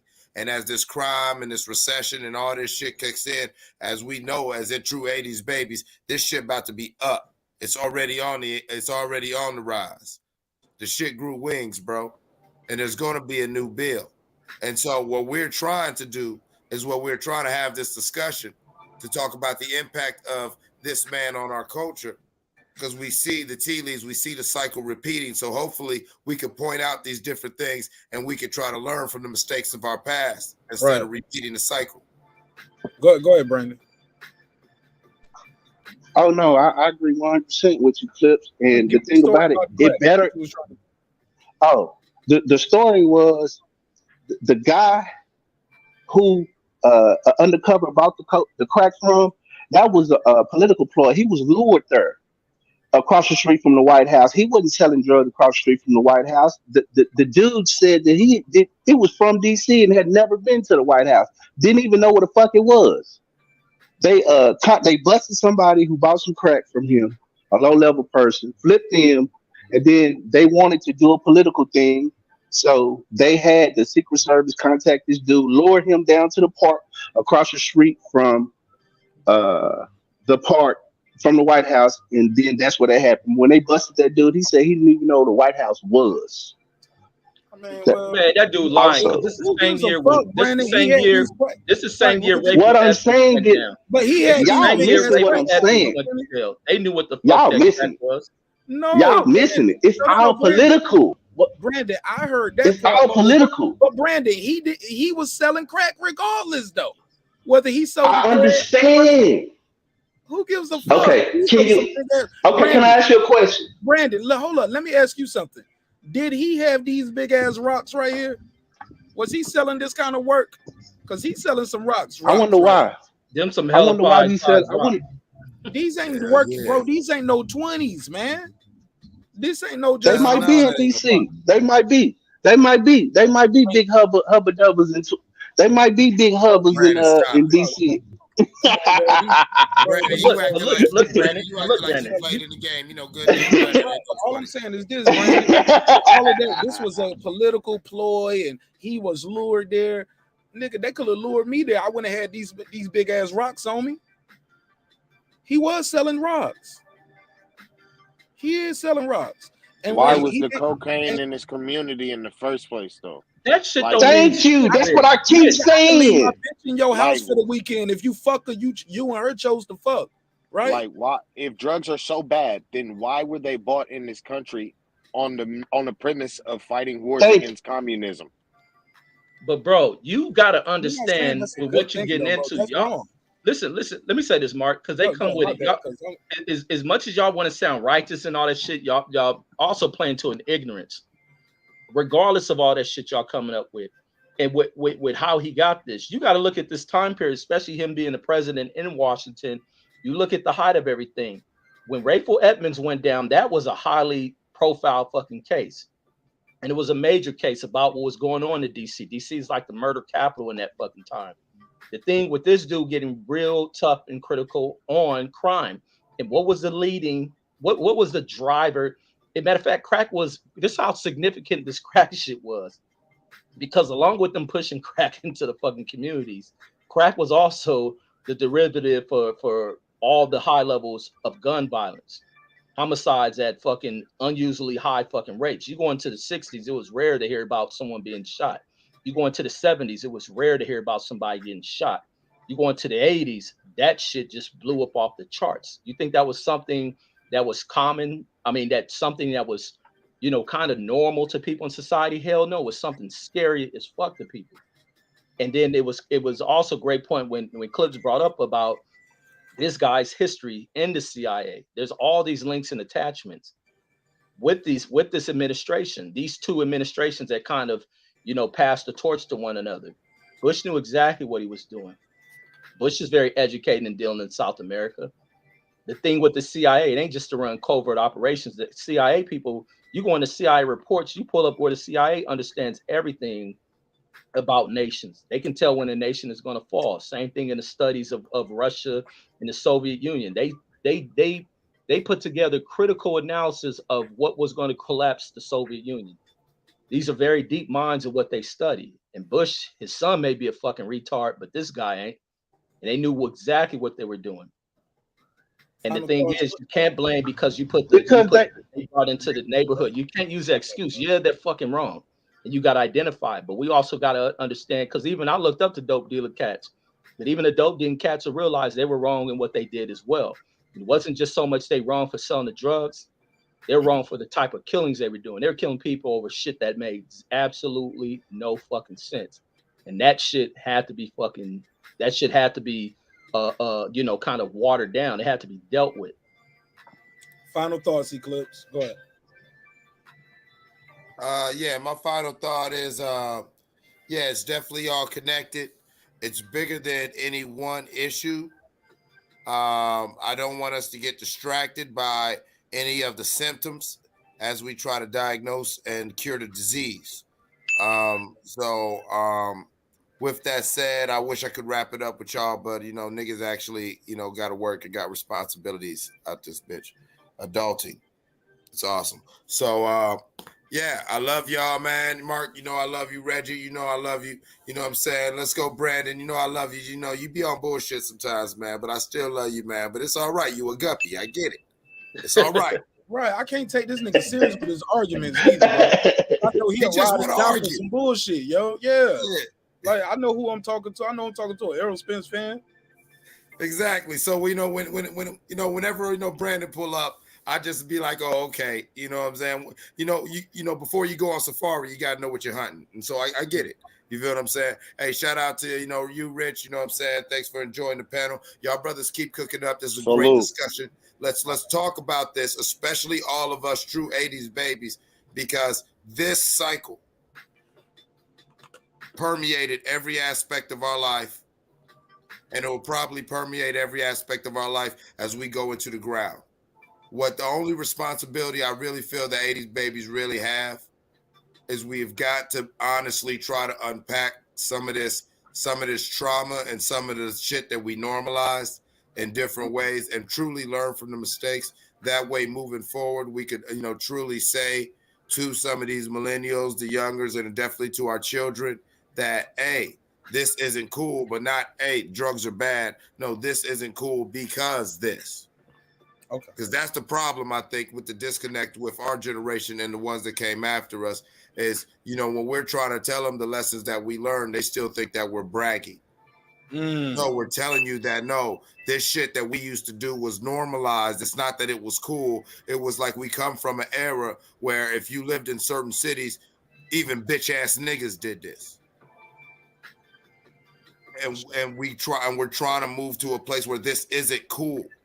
Stop thinking about things like this is dope and this is gangster or this is whatever. As somebody who, yeah, I'm a gangster, but no, fuck that. How did I become that? Because I was conditioned. A black kid who was influenced by Ronald Reagan, George Herbert Walker Bush, white men who ain't thinking twice about me. But they had their fingerprints all over our lives. Think about that, y'all. I love y'all. Peace. All right, peace. Shout out. Great point, Clips. Great shit.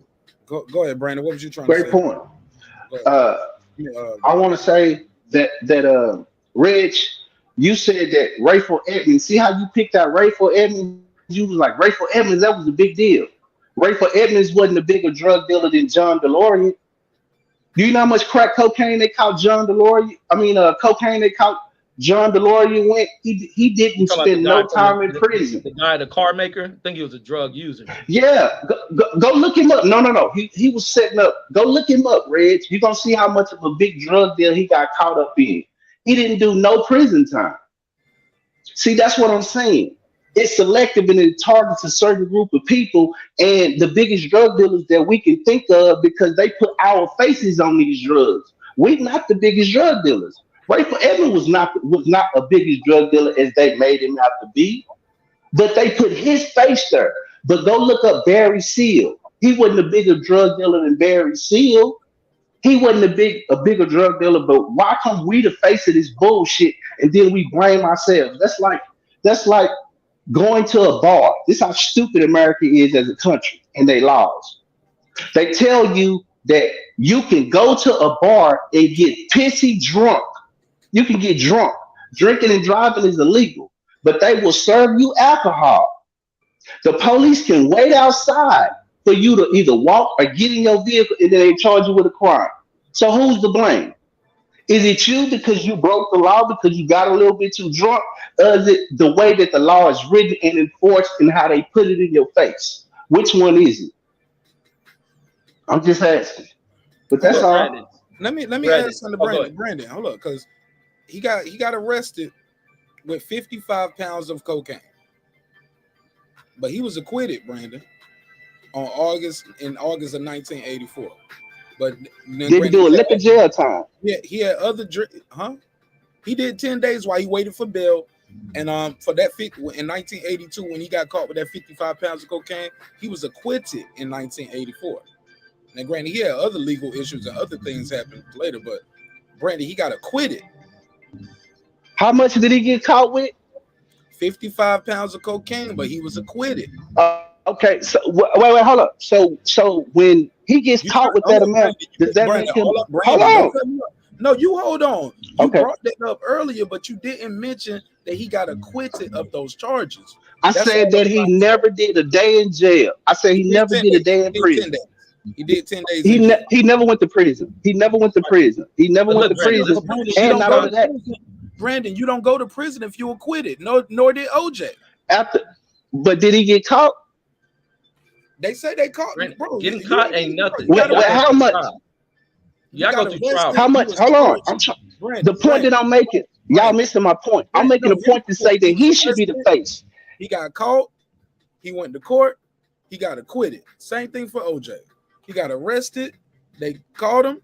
OJ did not get caught. OJ did not get caught for murder. No, he did not. They did not catch. They did not catch OJ committing a crime. They did not do that. No. And technically, they didn't catch old boy committing no crime. That's why he went to court and got acquitted. Yes, they did. They caught him with 55. You just said how much they caught him with. That's a crime. Shit in the car don't mean I did it. That don't mean it's my drugs. Man, all right. Okay. Brandon, Brandon, you ain't never been pulled over with the cops and they said who drugged this, and we all play that it ain't mine game. Now this well, if you ride with me and you got work on you, you already know what time it is. Everybody take their own cases. I ain't gotta say it ain't mine because whoever it is, they gonna say whose it is. But they acquitted. But I'm with you though, Mark. But he got acquitted because they said it was entrapment. Right. Look, so the Mark, point that I'm making, this is the point that I was like, I was trying to make the point that he was a bigger drug dealer than Rayful Edmonds ever was. Man, I did. Brandon, I just didn't know that he was acquitted. If he's acquitted, that's like you still saying, hold up, bro. That's like you still saying OJ's a murderer, though, Brandon. If you acquitted, you're not guilty. Mark, fair play. I take that. Fair play. Fair play. Yeah. I agree. I agree. And look at this, Brandon. This is the thing that separates DeLorean, but DeLorean fucked himself up. So it ain't like he just was able to skim through and go along with his life. The difference between him and Rayful comes up under these kingpin charges, along with a list of fucking murders behind it. That's the thing that separates a lot of these dudes when they get the murders attached to them. And even when you catch other people, there's all sorts of other people get caught with drugs. And the way they end up getting deals and walking away from serving prison is when they turn upon somebody. Who's the bigger guy? Let's look for bigger fish, because even the dude where I get where I got the topic of even talking about Reagan wanting to go back in that time period, even in his case, where the thing was they were going to get us to do something like 5 years. Had he told them this was the deal they were going to give him, he would have got 5 years if he just told who was his supplier. He refused to do that. 28 years, and he was Rick Ross's cellmate. When you're kingpin and they got these charges, they're gonna look for somebody bigger. So this DeLorean dude walking away ain't nothing, especially when you're dealing with what was the issue with the way in which our people start serving dope in the neighborhoods is the killings. They finding 20, 30 fucking murders on you, that becomes a damn problem, bro. But you get what I'm saying, though. I agree, Reg. I agree. And I do agree with what you're saying, Mark, as far as me trying to make him legally. I cannot say that he was a drug dealer. You're right. I can't say that about John DeLorean. No, but what I can say is the legal team matters, though, in America. You're right. No, you're right, Mark. He had that DeLorean legal team. But what I will say is they didn't ask him. They didn't try to make him flip. They didn't try to make him flip. Where did he get 55 fucking pounds of cocaine from? Big shit. Like, come on, man. Like, come on, bro. Like this dude, and he was already. I think he had already made the DeLorean before he did this. So he was already a car manufacturer. So what I'm saying is, I don't agree with us blaming ourselves. Yes, it was wrong. Yes, it ravaged our community. That's like Snoop saying, hindsight 2020, when they asked him at the Breakfast Club, was C. Dolores Tucker right about rap music? He said, yep, she was right. You know why he said he didn't accept what she was saying? Because of the way she was talking to him. So maybe the way I'm presenting the message, it may be blameless, like I'm taking the blame off of us, but I know that what we're dealing with is the byproduct of what the government did to us. So I'm gonna blame the government first, and then I deal with my people after I deal with the government. But I want to hold a real criminal accountable. Hold it. Granted, that's why we've been blaming Reagan through this whole damn thing. Right. But also, look, let's keep it all the way funky though. You know what else the government gave y'all too? Free education, and motherfuckers don't run to that. Reggie, or is that too real? Facts. You know what? In my neighborhood, bro, when I was growing up, they always had this running joke. Man, we got a liquor store right here. We got a church on this corner. Right over there, they got a damn pawn shop to sell guns all day. And then right over there, you get what I'm saying? But everybody won't run into the damn church, though. They won't go into the church. They was going to the corner store to buy the liquor and then Newports, and then they was going over here to the crack spot, and they would go over here to the pawn shop. It was like a little triangle. People were skipping that little corner with the church. They won't go to the block to the community college. Yeah, the government give y'all a lot of shit too. But I'm gonna tell you this though. Like I said, man. Yo, you ever heard this show, Brandon, called Bait Car? They leave a nice car in the middle of the hood with the keys in it, engine running. Some people walk past that car all day, every day. People even like, man, that's a bait car. And niggas being there telling each other, like, man, that's a bait car. You better not mess with that shit. Niggas cameras, they're gonna lock that shit in and then go to jail. Somebody always be like, fuck it, I'm gonna try it out. And they drive the car, and they be driving the bait car with the door open and everything. And then they just shut the engine off. You get what I'm saying? Sometimes the niggas don't shut the bait car in the hood. So what? Why put it in the hood? Why they didn't put it in the white people neighborhood? Why did they put the bait car in the hood? The reason why they didn't even gotta do a bait car, Brandon. Niggas just steal your car. And they put it there, Brandon, because that's a high crime area where car thefts happen all the time. So let's find the people who are stealing the car. So we bait the car thief. Why is it high crime? Okay, let's get to the art of it. You want to? Why is it high crime? Brandon, you playing hide the pickle and you moving the goalposts instead of dealing with what's right in front of you. That's funny. You missing what's right in front of you. Hold up, Bridge down, man. Let me deal with this. Brandon, why did you get your black ass in that car that don't belong to you? That's what we need to talk about. That's where you need to take the responsibility. I was enticed. I was enticed by wealth. I was enticed. I Nigga, was this don't even enticed be by no Bentley, Brandon. This be a fucking Honda Accord, a Civic, a Ford Taurus. Nigga, like, you know that ain't your shit. They put the car here because this is targeted area for high crime. You know what that high crime area does to people like you and me who are good citizens who don't steal car? It make your car insurance go up. Your car insurance sky high in College Park, but you go 2 blocks over in Riverdale, Georgia, your car insurance is lower. You know why? Because in College Park, Georgia, they steal cars over here, bro. So your car insurance high. That shit is important. Like, you think it don't affect you, but yeah, it affects you. Or that's where all the minorities live. So we'll just jack up all the prices based on people's zip codes No. and where It's the a poor lot of people minorities. live. No. You can't play that game with me because I live here. Riverdale, Georgia, where I lived at, is literally the same niggas. It's just 2 blocks over. Now you in College Park. But Brandon, that have a high crime. Instead of saying or, why not just accept the real data for what it is? Niggas gonna steal your car in College Park. In Riverdale, that's where they mom and their grandmama live.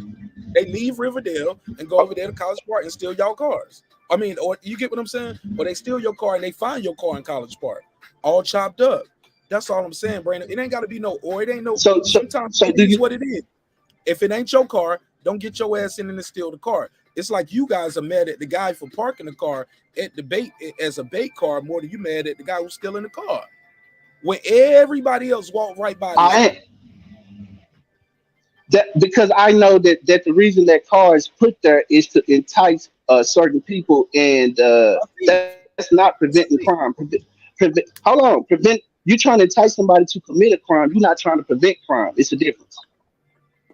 No, Brandon. What happens is, if you ain't gonna steal this car, that car should sit there until it run out of gas. You should not be getting your ass in that car and driving it nowhere. I don't see what's the problem with this. This ain't rocket science. If it ain't yours, don't touch it. If it ain't yours, don't touch it. See, the thing is, the person is only going to entice the person who is criminal minded. You get what I'm saying? I can leave my daughter with you all day. You ain't gonna molest or touch my daughter, Brandon. No, oh, well, why did you leave your daughter with me? Because I had to go to work. You said you was going, well, you shouldn't have left with me. That's a woman and I'm a man. No, she's a 7-year-old girl. Brandon, that's a criminal-minded person. That's crime. That's the mind of a criminal. Mark, I agree. Who feels enticed by that? How did they get that way? Okay. Do you know why most criminals are poor, right? The white man is to blame, Brandon. Come on, we gotta stop that. Man, I'm bullshit. keeping it a book, homie. I blame them for every. Come on, Mark. I mean, come on, Red. You know I blame them for everything. You gotta stop that shit. And I'm not lying. Stop that shit, man. I will not. I won't. Look, That's why you so off base with this topic, because you can't stop blaming him for everything. That's my guy right here. What's up, homie? Shout out to the homie, man. This one of the OGs up here. He probably saw like Rich, like, oh, you ain't talking about boxing tonight. Yeah, man, we talking about, look, where is your responsibility at? Do we blame the government or do we blame ourselves sometimes for lack of choices? A lot of us were born in the 70s and 80s, according to my panel, and what I'm seeing in the chat, as far as the poll we have in the chat. But sometimes we blame, okay, yo, who put the, like Brandon keeps saying, is who put the coke in the community and who taught us how to whip up crack? Me, I'm just trying to say, no. You had choices just like I had choices. Now, Brandon, according to Brandon, he don't sold $1 million worth of crack. So he see this, or possibly, maybe, allegedly. But my brother, all I'm saying is you had choices. A lot of us have choices. Because I know some dudes that sold crack. They didn't have to sell no crack cocaine, bro. I know these niggas. They lived in my neighborhood. They sold crack because they wanted to be real in their raps, or they wanted to have nice clothes. You get what I'm saying? They wanted to have some more fancy shit. They wanted to live a life that they saw on TV. They did not have to sell crack to provide for their family. Come on, man. Let me dispel this rumor now. Let me dispel this rumor. I'm gonna go ahead and put this out here. I ain't never sold $1 million worth of crack, Mark. So we can say that. So what you saying, you know that, you right. You right. I just didn't want you let that ride a little bit, like you let that ride like you don't know me. I'm like, all right, because that's because he sold $999,999. But what I will say is I grew up in an environment where I didn't realize until I got older that shit was illegal, because we did that shit out in the open and it passed down from my father. And I ain't gonna go into detail because I know I'm on YouTube, but I'm just gonna say that I didn't know no better until I started seeing things happen around me, but crime happened around me so much and so out in the open. I didn't realize that I was committing crime. I knew innately when I see the police to run, even if I hadn't committed a crime. So that's I grew up. So I can't say that I was forced to.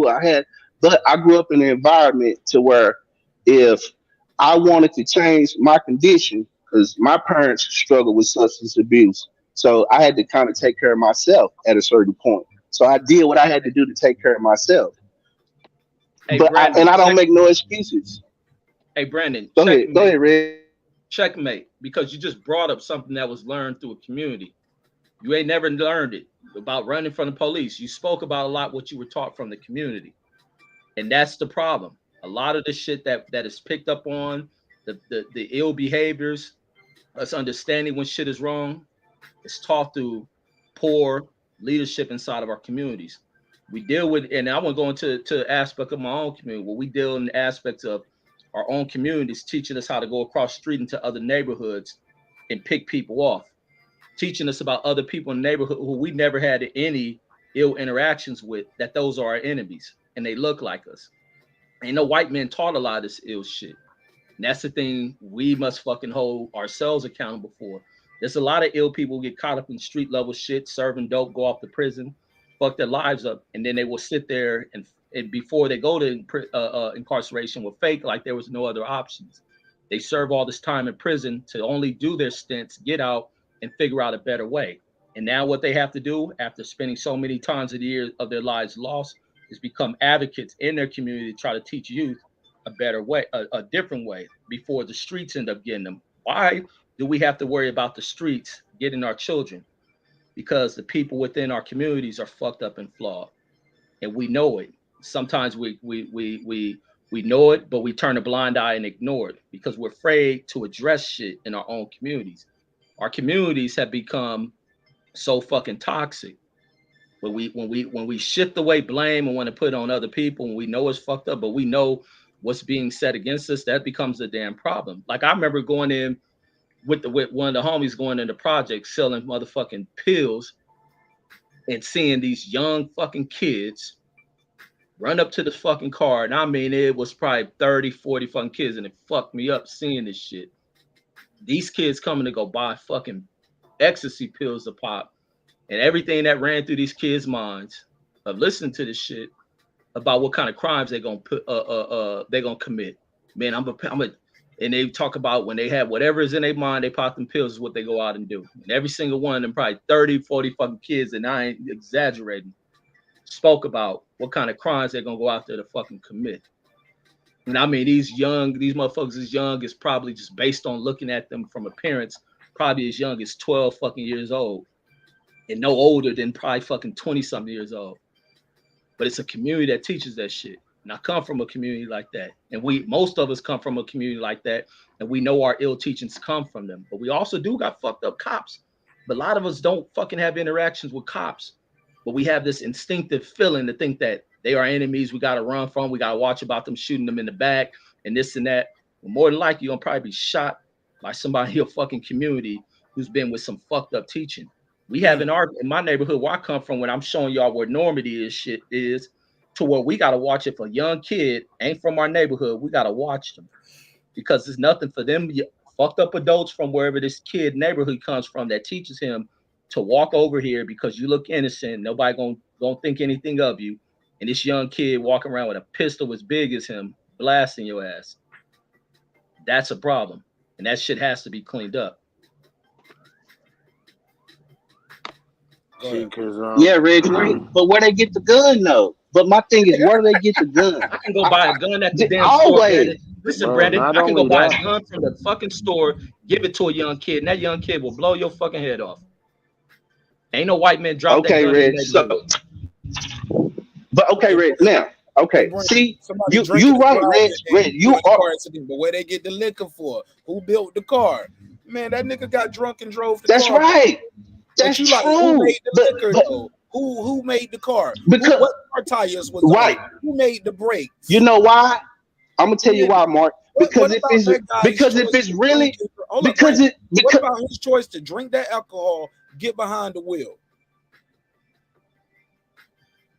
Go ahead, Brandon. I want to you know. hold him accountable. You hold him accountable for his individual action. That's a fact. I don't want to take away from the individual accountability, but you got to look at the grand scheme. You got to look at the author of this whole thing and then bring it back where you can prevent all of that if you just take it all the way back to the beginning. Okay, how did the guns get in our neighborhood? Why are the guns in our neighborhood? Mark, drop the Is it a link. strategic plan? Is it a strategic plan for guns to get in our neighborhood? I'm gonna tell you what Freeway Rick Ross said, and this is in Gary Webb's book, Two Dark Alliance, where he talked about a lot of this. Rick Ross said that he was getting crates of guns from his supply Blandino, whatever the guy's name, Blandino. He was getting who ended up being a CIA asset.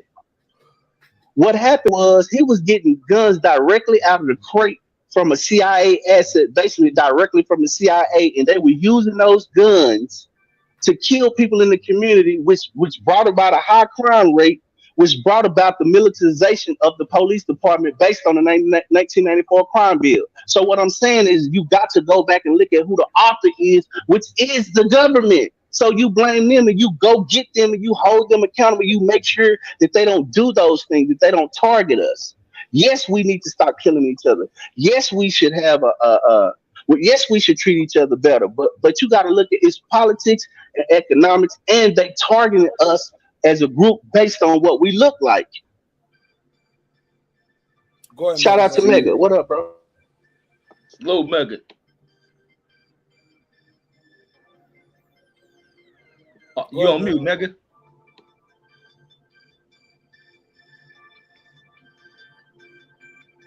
He unmuted. Go ahead, Megazord.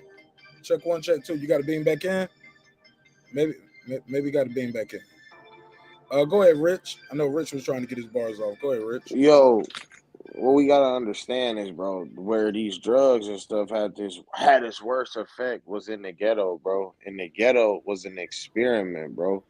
And everybody know, well, no, the experiment concluded that any mammal put in small places where the resources were low will fight each other and kill each other in order to survive. So that's what you have in the ghetto. So when we say that, oh, it's on the subjects of this experiment that took place, you feel me?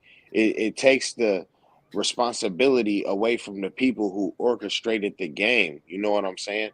If they knew that in these communities that the community is mostly poor, and that if we drop away if we bring in a way to make money, like a lot of money, like money that none of these people had ever thought of, you feel me, the type of money that none of them ever seen, that the community would die strictly based off of the experiment that the Nazis did. You know what I'm saying?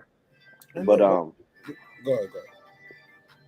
go ahead. No, you can go ahead. But I want to say to that before I pass, I'm going to speak to your point. But we have a lot of rural areas here where they have limited resources. Some spots in America, man, up until shit, they still trying to get technology everywhere. Some places these motherfuckers get everywhere. Some places everywhere I go, I get my phone drop off. Every time I'm traveling from Atlanta to North Carolina, I go through certain areas. I know I ain't about to get no service if I take a certain route, because I'm going through certain country parts of South Carolina, or if I'm going through traveling another way, like limited resources.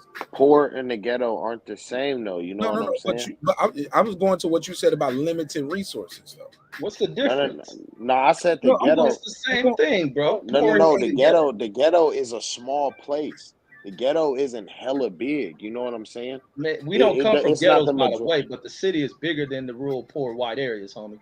No, that's what. The point is that the ghetto was an experiment of putting mammals, which we are. We're no different from any other mammal, in small places and limiting the resources, stacking them on top of each other, making it to where that it's not too much economic prosperity to where it's at. You know what I'm saying? These are these same red lines that were established to where black people cannot move from there and own property outside of there at all. You know what I'm saying? Those are the ghettos of today, meaning the ghettos of yesterday or the ghettos of today. Nah, and but they did experiment. some of those are the same ghettos. Look, them spots in Harlem, the motherfuckers, grandmas and great grandmas and aunties been living in the same houses and apartments forever. Like Exactly, those were red lines. That's okay, the but they. what I'm trying to tell you is, you got some areas too that I know of in North Carolina, in certain in other parts of middle of America as well. Just visiting people, my friends and from my friends from the army. I'm like, nigga, this shit country as fuck. And like, in this ghetto as fuck, it's very small, but it's they all packed on top of each other. It's a trailer park. It's the same shit for the most part, but the crime ain't how it is where we at. Like, but also it's a different environment. It's a cultural thing too. Some shit ain't always race. Some shit is cultural. You get what I'm saying? Like, does that make sense when I say race versus cultural? But to say that everything that went down, because it seems like the argument is on my argument is what went down, because I wasn't born in the 80s. I was born in 2000, and that's why I can look at it from the outside looking in. It's like from my eyes now, you feel me? It seems as though that the government bought drugs into the country for their own gain, and then held the people who they profited off of accountable for the drugs that fucked up the country. You know what I'm saying? And they already knew how it was going to affect the shit. So and then over criminalized them. You know what I'm saying? And then that fucked up the family structure, because that's what we suffer from now. Not enough fathers in the house. Why aren't the fathers in the house? Oh well, shit. A lot of them are in prison. A lot of them don't know how to be fathers because they didn't have fathers, and sending most of them to prison. You feel what I'm saying? Didn't make anything better. Having they already. That's what I'm saying. They already knew how the drugs was gonna affect the community, bro. This shit wasn't like, oh, this was just a side effect of us fighting the communist. Like, no, they already knew this. That was an experiment done in the by the Nazis on the Jews.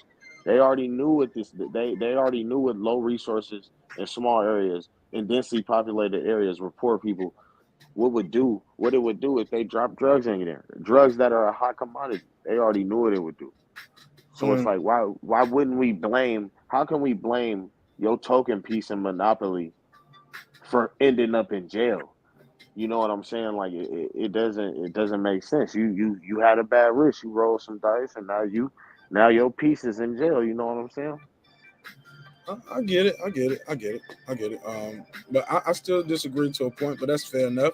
We don't have to agree and we don't have to see eye to eye. It's all about everybody getting a chance to speak. Go ahead, Megazar. Let me let you get your bars up. Yeah, just real quick, I would like to say that, of course, everyone has choice and everyone has responsibility in this, but let's not act like that a people who was just out of slavery then was freed. Somebody acted on our behalf. We didn't free ourselves. Someone freed us, gave us amendments to justify us being citizens, but 3/5 of what they were. During the Reconstruction, we started to do for ourselves. We started to do this. We started to galvanize. We started to heal a little bit. Then the hypocritical trick that's called integration. Now, mind you, our family units are strong. Our family units are budding and they're healthy. Integration comes right after integration. Not that heroin wasn't in our community already, because it was, but mass heroin use comes, right? So this was a 30-year step from 1960 to 1990, how to target and how to destroy our communities in particular. Not saying that they didn't have this program working in Arizona, in Phoenix amongst the Indians and all of this, because they did. But I'm just highlighting in our community shit that we could see, shit that we lived through. Ronald Siegel created crack cocaine in a UCLA basement. It had a monkey smoking crack. They then, in turn, put that crack in our communities, which ravished the communities. So let's just say crack pretty much got its footing in our community 85, 87, right? By 1995, Because with the crack came the guns. Like it's one and the same. You can't. It's one and the same. Right. With the crack came the guns. You have a period dehumanization of our people. That's partly on us too. I'm saying, what did you have to combat that? The public school systems wasn't going to help you combat that. It was the type of family unit you had, the type of family structure you had. Cousins, best friends, who parents was on drugs, crack, to be exact. Like I just crack. I seen what they done to their family. I seen them. You can't sit here and tell a 15-year-old, you need to do better. Nigga, my mom on crack, nigga. What the fuck you mean do better? My mama's a crackhead. So what am I gonna do? I see a car. I don't want to smoke crack. I don't want to do crack. But hell, I can't catch a break nowhere. And if we being real with ourselves, we know a lot of these stories exist, man. That's what Brandon. That's what we saying. I'm gonna go at. Like all we saying is this. We all agree to that. I think we kind of losing the forest for the trees. This was about we all agreeing the same thing. We all agreeing on the same thing. But what we're not gonna do is act like we're not gonna act like this doesn't exist. I don't know if y'all can see the screen. If you can, if you can't, what we have up is a graphic for its prison sentencing versus for crack cocaine versus powder cocaine. And you can see the prison and like we're not gonna act like this don't exist. We get it, but for every situation, we can't say, well, who brought the gun? Well, how they get the cocaine? How he get the liquor? How he get to the car and behind the key? The nigga was drinking and driving, and he killed my family.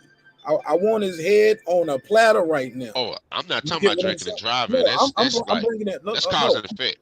Oh no, yeah, and these are choices. Same thing, like I said, all of us had options. All of us was around crack cocaine and around niggas who was selling drugs, but ain't nobody on this panel, Ricky Ross or Big Meech, moving millions of dollars worth of crack. Knowing what is going to your people. Like, yeah, but he had a choice. I mean, they definitely had a choice, but a choice what to? Because yeah, we knew a couple of people who sold it just to do it. Most of the people I knew out here that ain't Big Meech and Ricky Ross. Nigga, I knew a lot of Big Meeches and Ricky Rosses. I watch out that moving millions of dollars worth of crack. If I'm I know being real, who were millionaires off of crack. I come from that area these niggas from. I watched that shit. I also watched when they were gone of how we glorify that shit. Because what they got involved in, they living fucked up. Many people, but this is where the hood goes wrong. Is when shit start going up, people forget about the struggle. And these same people who were once fucked up in the struggle start shitting on people below them inside these same communities. And when you're talking about the young kid, talking about where his mama fucked up and on dope, these same niggas in the community are the ones serving his mama. And then these same niggas are the ones pushing shit in his hands for not for him to get up, but for you to make this shit for me. And now we're gonna live by a code where you get fucked up and caught with it. The code is you don't snitch on me. That's what we get fucked up with the way in which we know shit is wrong, the codes we put in to not try to secure shit, to not try to, put this money off to the side to invest it in shit when we know it's wrong. It's to glorify this shit. Everybody got to have all we grew up when we see is the fresh clothes, jewelry, and cars. And that's the wrong shit in the neighborhood. You know why? Because we're not properly educated. The white motherfucker. Come on. We're not properly educated, bro. And that goes from whatever institutions that are in our community, such as a church, such as boys. We're not properly educated. We learn somebody else. But look, Megazard, niggas know how to go buy cars. You ought to be educated enough to use money to go buy a house. You know why niggas know how to buy cars? Because when you see that shit 30 goddamn times a day, you don't think outside. You don't think outside of material. If you living in abject poverty, 9 out of 10 niggas that's in abject poverty isn't thinking on a high level, bro. Regardless of why they're not thinking on a high level. Bro, them niggas was millionaires and Reggie still know them because they came around the hood to be rich around poor people. You know why? No, They can't go. When, They can't go when you nowhere become else. a Where the millionaire, hell I'm else finna they say where gonna the hell go? they finna go. Man, these Y'all niggas, no, listen to should act this. like y'all Listen to act like this. that because they got money, their reality change. You act But like no, because they listen to got this. money, their learning change. No, this is that same dumbass nigga. He just got money because he exploited his people. That's the name of the fucking game anywhere you go. Most niggas that are rich, they exploited people, whether it's through drugs, whether it's through any type of trade. It's exploitation what makes people millionaires in this country. It just so happened it caused mass collateral damage in our neighborhood.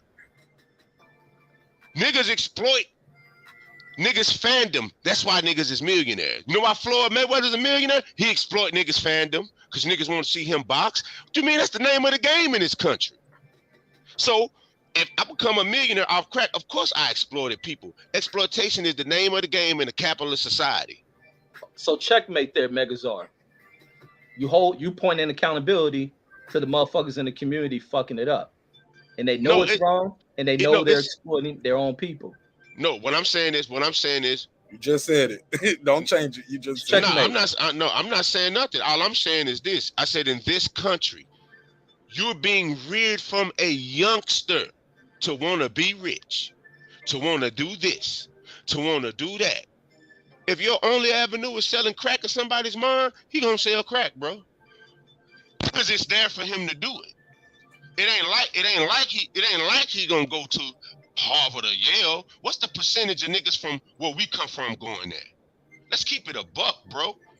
I'm not passing the buck because we have to do better, but goddamn. We might not even know what Harvard and Yale is. You know what I'm saying? At like 4 or 5 niggas years don't old, know what North we might not know what Texas crack is, and we might not know what crack is at a certain age.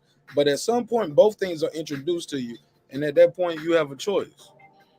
And guess what? Some niggas sold crack, some niggas smoke crack. Most niggas sold crack and they went to Yale. What about the choice of the person who decides to smoke it versus to sell it? The person who decides to smoke it, like I said, abject poverty presents these type of things to people. Like abject poverty and no hope, none of this.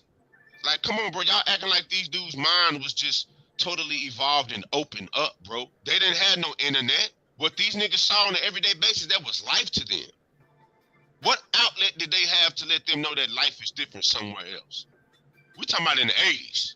Like every nigga in the 80s sold crack though, or did crack. You got people who didn't do none of that, but guess what?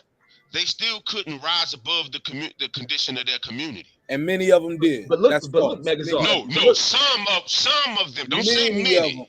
Don't say many. Okay, well, why is our hood still more populated than the suburbs with black people? If many did. That's a whole different conversation, but many people did good in the 80s. No, some did. Millions. Don't say many. Millions of black folks went to college and graduated. So 2 million in comparison to 30 million. Whatever you think in comparison to 30 million. Whatever you think the sum is. And look, all 30 of those people ain't of age. All 30 of those people, you count the whole population, or you count the graduation classes of each year. But I'm just telling you, many people did not. The masses, the masses of more, our people. Hold on, bro. Megazord, I got you on record. You saying more people sold coke and crack and than people. That's exactly what I did not say. I said more people. I said more people were stuck in the hood, whether crackhead, whatever it is, than succeeded in life. That's what I'm saying. You know why? Fair because y'all just touched on the generations that's still there. Great grandmama still stay in the same goddamn hood where crack devastated. And guess what? She raised her children in there. And guess what? It's a pretty good percentage. They still there too. With this free education y'all talking about, which is public schools, but let me add this, the worst public schools in the world amongst non-third world countries. Do we want to talk about our test scores? You want to get into that? Let's get into it. Yeah, we got the worst test scores across the board in terms of so-called superpower in math, in science, but look at in this, engineering. Man. But look at this, Megazord. You know why? You know what attributes to that? Because everything ain't blamed on the teacher. And this is the thing. Like, I mean, I know a lot of us we can't take this as an emotional thing, like we just targeting black folks, but we got to hold. Only way we get out of our shit is to hold ourselves accountable. But when we look at shit, when we look at the conditions and scores of our schools, yeah, we deal with the shit of them taking out resources, blah, blah, blah. But you can get shit with basic shit. It's motherfuckers that from these same communities go into one of the worst institutions and become brilliant minds, and that's prison. Once motherfuckers sit down, pick up books, and begin to study shit, they elevate themselves and probably can get to where they have Harvard-educated minds inside of a prison. Now, the problem is in our communities, we don't sit kids the fuck down. A lot of parents are dysfunctional as fuck when it comes to taking pride into the education of the kids, because there ain't so much of people want, and especially with black people that cry about our history. Our history needs to be learned from our fucking households. We go to school to learn math, how to write, how to speak, English, and critical thinking. But our parents following up with kids on that shit. No, you can go to fucking PTA meetings in the hood and you'll probably see no parents at that shit. They have parent conference, small numbers at that shit. Our fucking our commitment to children, especially during I'm dated from the 80s to the 90s versus in even the current state time period, because I've been to school through all these areas. I've been to some of the infamous fucking LA elementaries, junior highs, high schools, and when it comes to participation in our neighborhoods with our parents being involved in that shit, you don't see it. I've also been to probably one of the most prestigious high schools in fucking America when I lived in Chicago, Evanston Township. You see a different commitment in the fucking level of how parents are involved in education. You go into certain areas that are even up there kind of near where Fred ass live. In that community, those black parents are committed to their children education. And it's a difference in based on behavior and acceptance in your community. In our community, we accept too much ill shit. When we used to get out of school and you go into many lower income areas and you look at the neighborhoods from Monday through Friday during school week when kids should be in the home doing homework, they outside playing, running around unsupervised. And that's a problem. Kids falling victim where they're hanging around kids much older than them, learning the ways of the street. That's where the problem begins. And then when we get kids that go to get state exams and shit, and then we wonder why the school scores are low. These kids' brains aren't being flourished or developed, and that shit happens at home. The other side of thing where they talk about the meals, homes, the parents aren't providing meals for the kids. These kids are malnourished as far as their brain development. There's a lot that goes on. It ain't just for the school, ain't just for the teacher. How hard you think it is for a teacher with a room full of kids that can't control themselves, that won't sit their asses down, don't have the fucking attention span to sit there long enough to pick up on shit. We observe that. I've observed that shit because I come from a populated ass school district. But we got to hold ownership. It's on us to fix us. But the system, but like we were saying, we was holding accountability to Reagan and Bush for creating this dynamic we live in. It ain't excusing nobody in government. It started off with pointing out the ills of these and why Reagan and them pumping drugs and shit. He got a daughter who's probably one of the biggest dope fiends, along with the people he's trying to target. No, like I said, I'm not. You can't look at when you live in the community. I'm a firm believer that self-development is the basis. Self-improvement is the basis for community development. I'm a firm believer in that. Like, that's my life. But this is what I'm also saying this. In hindsight, yeah, of course. But schooling isn't what made Marq Nash today. It was being around peers, listening to his mom, listening to his father. It wasn't oftentimes whatever environment you're around, you succumb to that environment, whatever that is. If we were around engineers, a community full of engineers, I'm pretty sure we would go down that line. But whatever's in your surround, and that's why they pump the drugs in our community, because usually whatever surrounds you, you surmount to it. Some people, bro. Some people. To be fair, No. some people. The majority of us, because we're still dealing with it. No, So no. Let me we say say the no. majority. Let me finish my sentence. Let me say this. Some people see that shit around them, and they grow up to spite it. They grow up around alcoholics and all that shit, and they grow up and they never drink in their life. Donald Trump is one of those people. I ain't trying to speak up for Trump, but you know he I'm one knows of them. he's I'm one of one those of people. them. He's one of those people. He didn't. His brother was a bad alcoholic. He died young, and he was like, I'm not doing that shit. I don't want that. So I said that to say some people. That's not all people. Some people are like that, but you have a lot of people who use that their surroundings to say, you know what, I don't want to be that. I know it's more out here for me. I know it's more to the world than this, and ain't nobody got to show it to me. I just know it's more to life for me. You And get what check I'm it saying? out, Whether Mark. you get it from a book, whether you get it from a preacher, a teacher, a counselor, because a lot of times motherfuckers in that prison and in that graveyard, some of them had a lot of good people around them, the full support structure, but they just didn't want to listen to them, and they didn't listen to nobody. But they're gonna listen to that warden today, though. They're gonna listen to that guard, because then you ain't listen to your mama, you ain't listen to the preacher, you ain't listen to your daddy, you ain't listen to your uncles, your aunts, your OGs, the teacher. You listen to nobody. You're gonna listen to these motherfuckers, or you're gonna die in here. I mean, That's yeah, all. that's when you don't have no. That's when you really don't have a choice.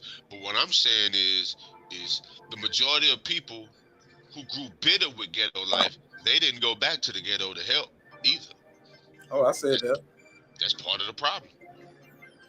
Most of the people that went out and did better for themselves, Reggie said, they started to look down, as if they didn't come from that, as if their mama still ain't in that. Right. So I'm saying I was one of the ones who I was never gonna drink, cause shit, I didn't like drunk. I hate drunk shit. I just hate the smell. I hate the actions. I hate the loud, even though I'm loud, but I hate drunk loud is a different kind of loud to me.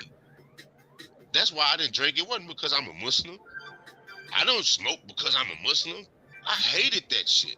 I had a real pure hatred for it because I seen what it did to people I love. That's why I don't smoke or drink.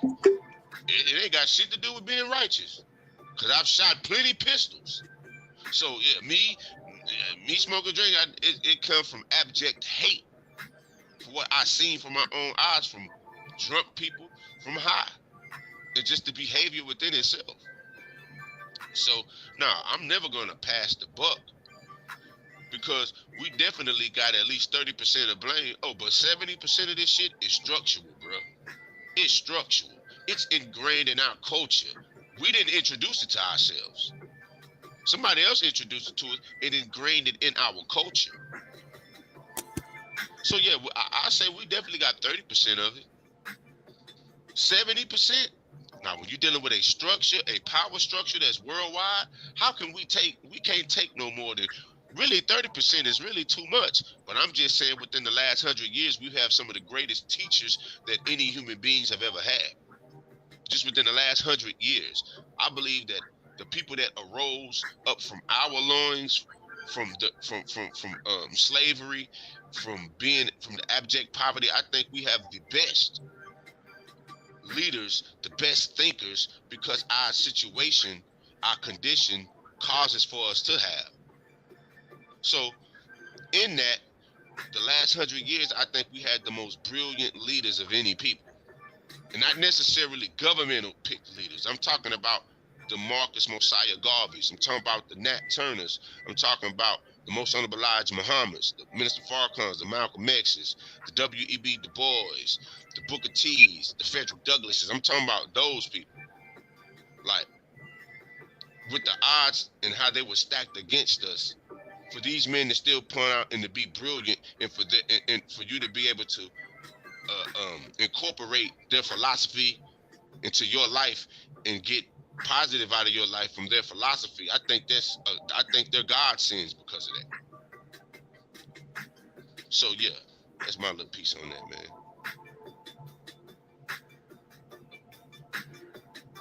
And then to the poll you got, man, I'm kind of in minds. I add that lack of education along with parenting in that, because I think that's kind of a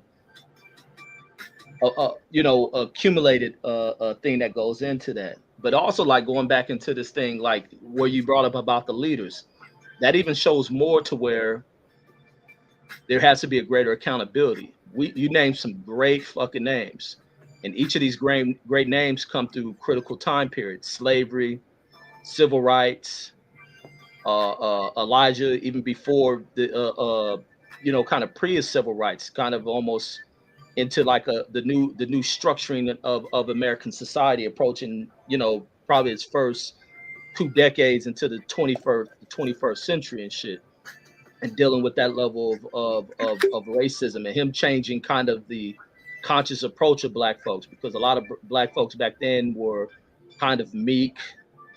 They towed down the white society and shit like that. He brought a different consciousness. Now we got leaders like that, and it shows to where we begin to kind of place the burden upon those leaders, and only want to be led to where we fall asleep, and are we truly picking up on the teachings? And that's the problem when it comes to our people being properly educated. You name great fucking leaders, and how is it that once they're gone, people fall right back into the same pits of being fooled and tricked once again? Should not happen if people are properly educated and comprehending the shit. We've come from great, not just black leaders, but American leaders for any group of people. And we have all thrown there in our communities to just throw away the teachings and leaderships and sacrifices of these people almost immediately upon their fucking deaths. And that's a major damn problem. When you really, kind of put this shit into context and really reflect on it. Should be no reason that we can allow that some shit brought in here. Not every person in the hood falls victim to the shit, but even for the groups that kind of fall victim to it. And the reason why they fall into it is because they come from a cycle of, usually people come from a cycle or from a family lineage. Not everybody, because some people come from good households that get engaged in this, but people come from a family lineage that is undereducated, and usually undereducated households, uneducated households, generalizing, end up in the worst conditions financially. Now, when you hustling, you get yourself up. And if for anybody, even if you hustling now, selling dope, you must put an economic behind this shit and start securing things for yourselves. Makes no sense. We talk about the 80s. We moved out of the 80s, understood everything that happened.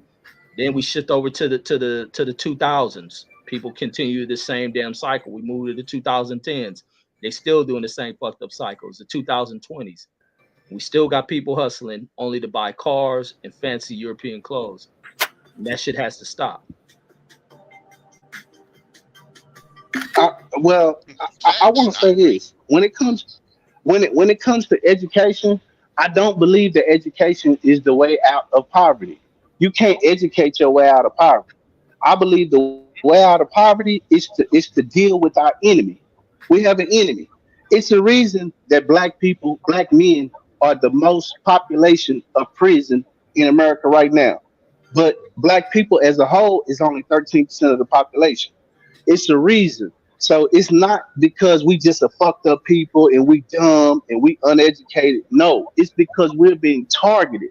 No matter how well we do in any organization that we've ever had that taught us to do well, our leaders have always been subject to surveillance and tampering with by the United States government. Our groups are always been under surveillance. Martin Luther King was under surveillance. You name it. W.B. Du Bois was under surveillance. Marcus Garvey was under surveillance. They all were under surveillance. So my thing is, the only way that black people is going to be who we need to be is when we treat each other well and recognize that we have a common enemy and start kicking our enemy in their ass and being on code amongst ourselves. We just don't want to recognize that those people are our enemy. Those people openly target us. Those people kill us. Those people have done experiments on us. Those people have used us for labor. So now what we need to do is look at each other and say, listen, you look like me. We're all we have. We need to treat each other and change the behavior by which we treat each other so we can really get unified and deal with our enemy. And our enemy has showed themselves to be our enemy because they target us Whenever we, once again, I'm reiterating, I'm done with it. Whenever we're trying to do well or do better or bring ourselves up, we're always targeted by the government. I want to say this, and I'll just keep it short, Brandon, so you can rebuttal. 'Cause I know you're gonna cut me right off. Brandon, you started off with you can't. Education is not gonna get you out of poverty. I put this in the chat. Hey, bro, a nuclear engineer ain't in poverty because of the education that they have. They're not in poverty. I don't know too many doctors like delivering babies but living in the hood in the projects because of their education level. They're going to be out of there. They're not going to be in there. So yes, you can get some education and get out of poverty, bro. That's all I was trying to say. But go ahead. No, what you're talking about is individual, Mark. I'm talking about as black people as a whole. That is not our culture is driven by entertainment. No, but The most successful of us are not business people. They are not doctors. They're entertainers, and those Man, are the did you people see the that dude are pay for the marketed to Morehouse the rest of the tuitions? world. Brandon, did you see the brother that paid the Morehouse tuition?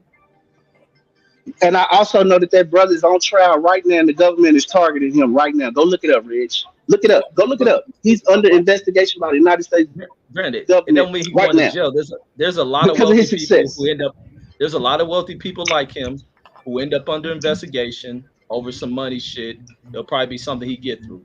It's not nothing just for him. But what I'm Uh, saying, you cut what out. I'm saying is, we never clean. There's never none of us who you can say, "Oh, look at what he did," and look at what he did. Yeah, but they gonna make sure he got some dirt on his name somewhere. That's And just something because he else, though, paid, Brandon. what he did was basically.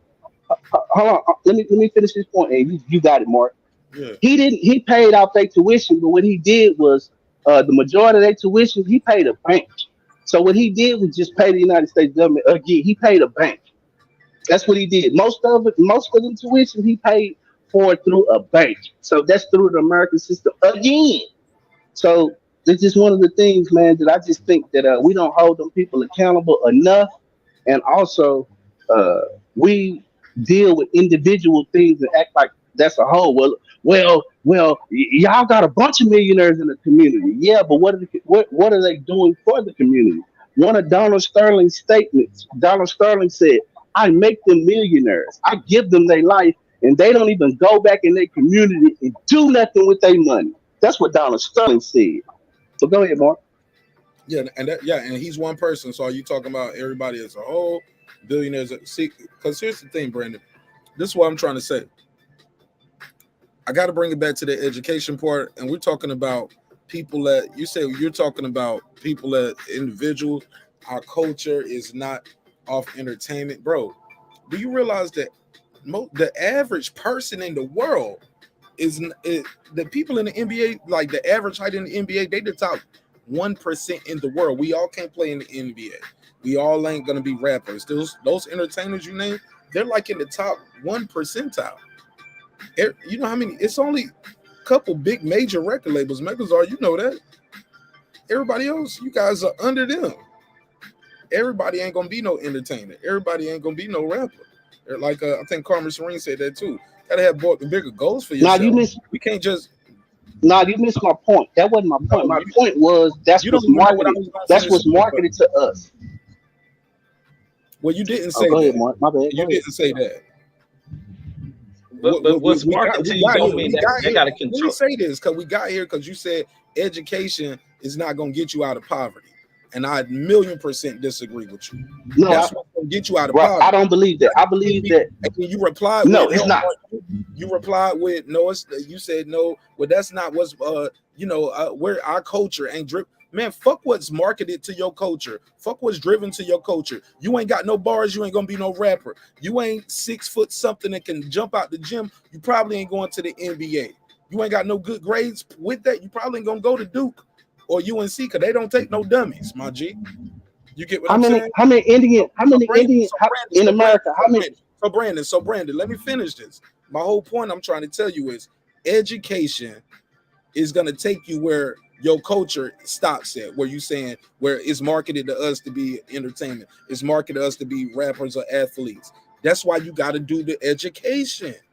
Fuck that other part. Fuck what they marketed to you. Fuck what they telling you. This is what you should do because you black. No, fuck that. Go become a nuclear engineer. Go become it. Nobody's stopping you. Go ahead. That's all I want to say. How Education is I'm gonna important. say this. There is I have yet to meet a black uh a nuclear engineer that lives I met two of next them. door to I me, met It's two one of that them. it's one that or comes on And the they show, hold on, Brandon. bro. They It's on one that comes on the TV. show. They on the TV. They on one of hold those. on, Hold up. I'm just telling you. They on TV. If you never seen it, you can find it right now. And I met them because I was at their house. They here in Atlanta, and it's on Say Yes to the Dress. Him And and it's a his brother wife. that comes on here that's a nuclear engineer. That's probably him calling. okay. A16. Now is he in the Hold on. What majority? your Is answer? he in the Hold on. majority? A16. Now that's a whole nother question. 816, you in the mix. What's your name? Where you calling from? What's up? I couldn't join the stream. It's KP from KC. What's up, y'all? What's your name? What's your name? KP from KC. Okay, what's up, KP? Can you hear me clear? Yeah. I can hear you now. Why you ain't click the link? I'm moving around, man. You good? You good? 'Cause I'm about to end it anyway. I just seen what time it is, but go ahead. Yeah, it's cool, man. This is always a conversation we always gonna have, man. It's like Brandon is saying, man, you can't have an individual which is like a macro micro comparison where one person makes it out. It's kind of like the LeBron James effect. Because his mama ended up raising him alone does not mean a lot more of us will get to the same point. So a lot of us had this thinking that just because one person made it doesn't mean anything. It really doesn't mean anything. And I'll give an example of my own anecdotal life. I'm one of probably 6 kids on my block, and the other 5 are dead, one including my brother. All of us had the total common denominator of not having a father around. So primarily, a lot of these things that we see is structured through the system. So the system is set up a certain way. People create what they come from more likely than not. And that's the thing that we don't factor into this. And what I'm saying is that if on that plantation, the moms were running everything, primarily where they had access to mastery, why do you think you continue to see the same scenario played out where said mom plays the system against said father? And some of us in our community celebrate the playing of that system against the father, not realizing that by taking the father away from the children, it continues a domino effect where it's going to make the children have to work faster, because without a father there, more likely than not, she's going to need their income to be able to supply their needs in that location. It's just systemized, man. People are continuing to create the reality that they came from. Well, thanks for calling, bro. Nah. Appreciate KP, man. Thank you so much, bro. Appreciate it, KP. Good call, bro. Oh, go ahead. But see, that took it way past the point, because Brandon, basically what you put out. Hold on. One more. 2 minutes on the clock. 443 on the MIC. Yeah, it's Troy from Baltimore, man. Go ahead, Troy. Yeah, man. It's not about where you live, man. It's just about what's on your heart to give. It doesn't matter where you live. If you choose to give back, then that's a good thing. You don't have to live in the hood to give to it. I mean, where's that coming from? Where's that mindset coming from? It doesn't work that way. You know? It doesn't work that way. You know, because you could give from 1,000 miles away, or you can give from 10 miles away. That's all it is. We focus too much on all this minutia that doesn't matter. That's what the problem is. Why we can't move forward. I have a good night. God bless, Troy. Good to hear you okay, my brother. Stay up. All right, y'all, let's close this out. Right. Go ahead, Reggie. Yeah. Back to Brandon's point about, like, you give a sense of hopelessness, like we can't find our way up. And even bringing up the basketball analogy and about the neighborhood. What's the same thing for white athletes? They still fall in the 1%. Does it stop them? Does it give them hopelessness that only a few of them are going to make it to the big leagues? No, there's other areas that you can cover. They white. Man, y'all give too much empowerment to white folks. Like, y'all have created this situation. As much as black people try to sound black and this and that, y'all add so much godlike empowerment to white people.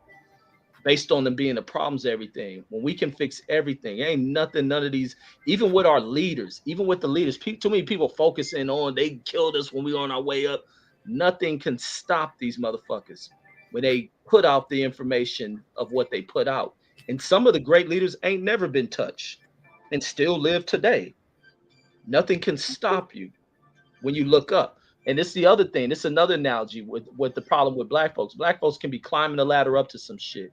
And the minute somebody say something derogatory, the minute they will step down, it can be a fucking, I'll use the analogy, it's a lion below the ladder who can speak to you in motherfucking human English.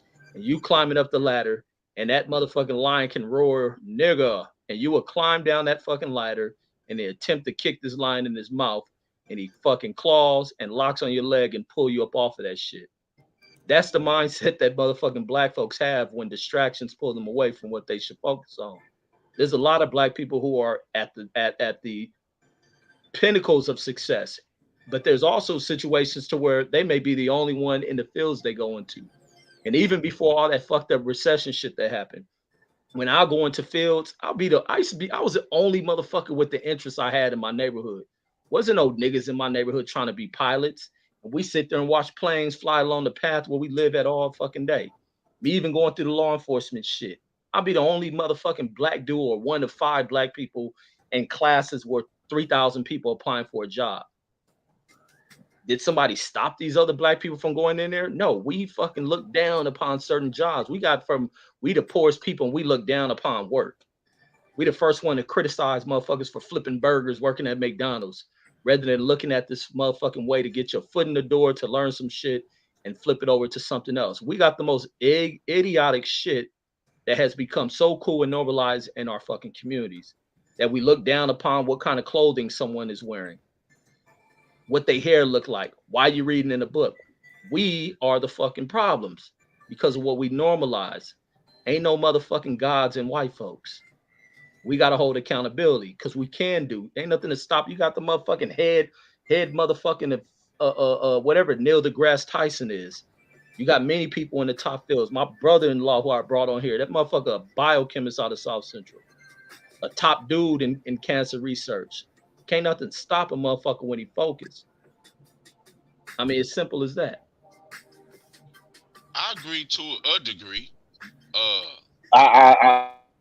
We definitely cream does rise to the top. So, but and what Brandon was saying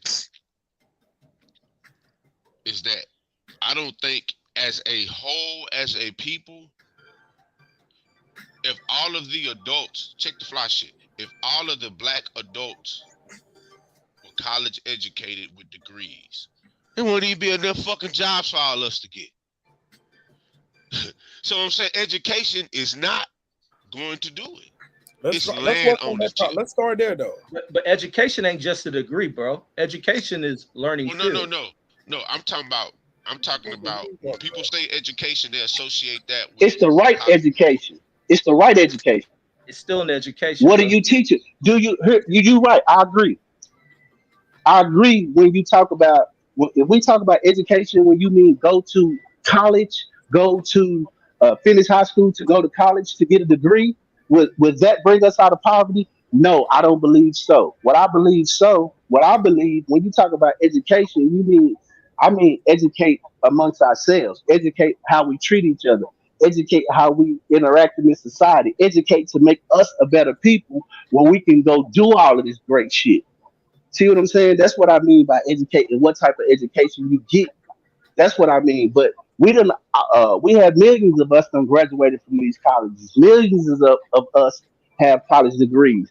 But for some reason, we are still on the bottom as a whole. So that's what I want to deal with. I want to deal with the problem of why we on the bottom and what we can do to ensure that we don't stay here. So what's the answer then, Brandon? What are the solutions? Oh, I got that. The answer. I'm gonna tell you that. Oh, okay. Go ahead, Meg. I'm gonna let you go. It's called separation. Because if we separate, we could deal with what plagues us. Be more specific than separate. Like I gotta. I ain't gotta be no. Nigga, that's open no, that's bullshit. That's bullshit. Let me get this off, Red. Look here. All I'm saying is, Say You what's know, me and Red done had this. We hold done on. had this discussion all I'm before. saying is I this. asked All I'm Brandon, saying is you this. cut in. Let me get control of it. Slow down. What does separation mean, Megazord? Separation looks like pre-integration. Okay, that's what you're. Yeah.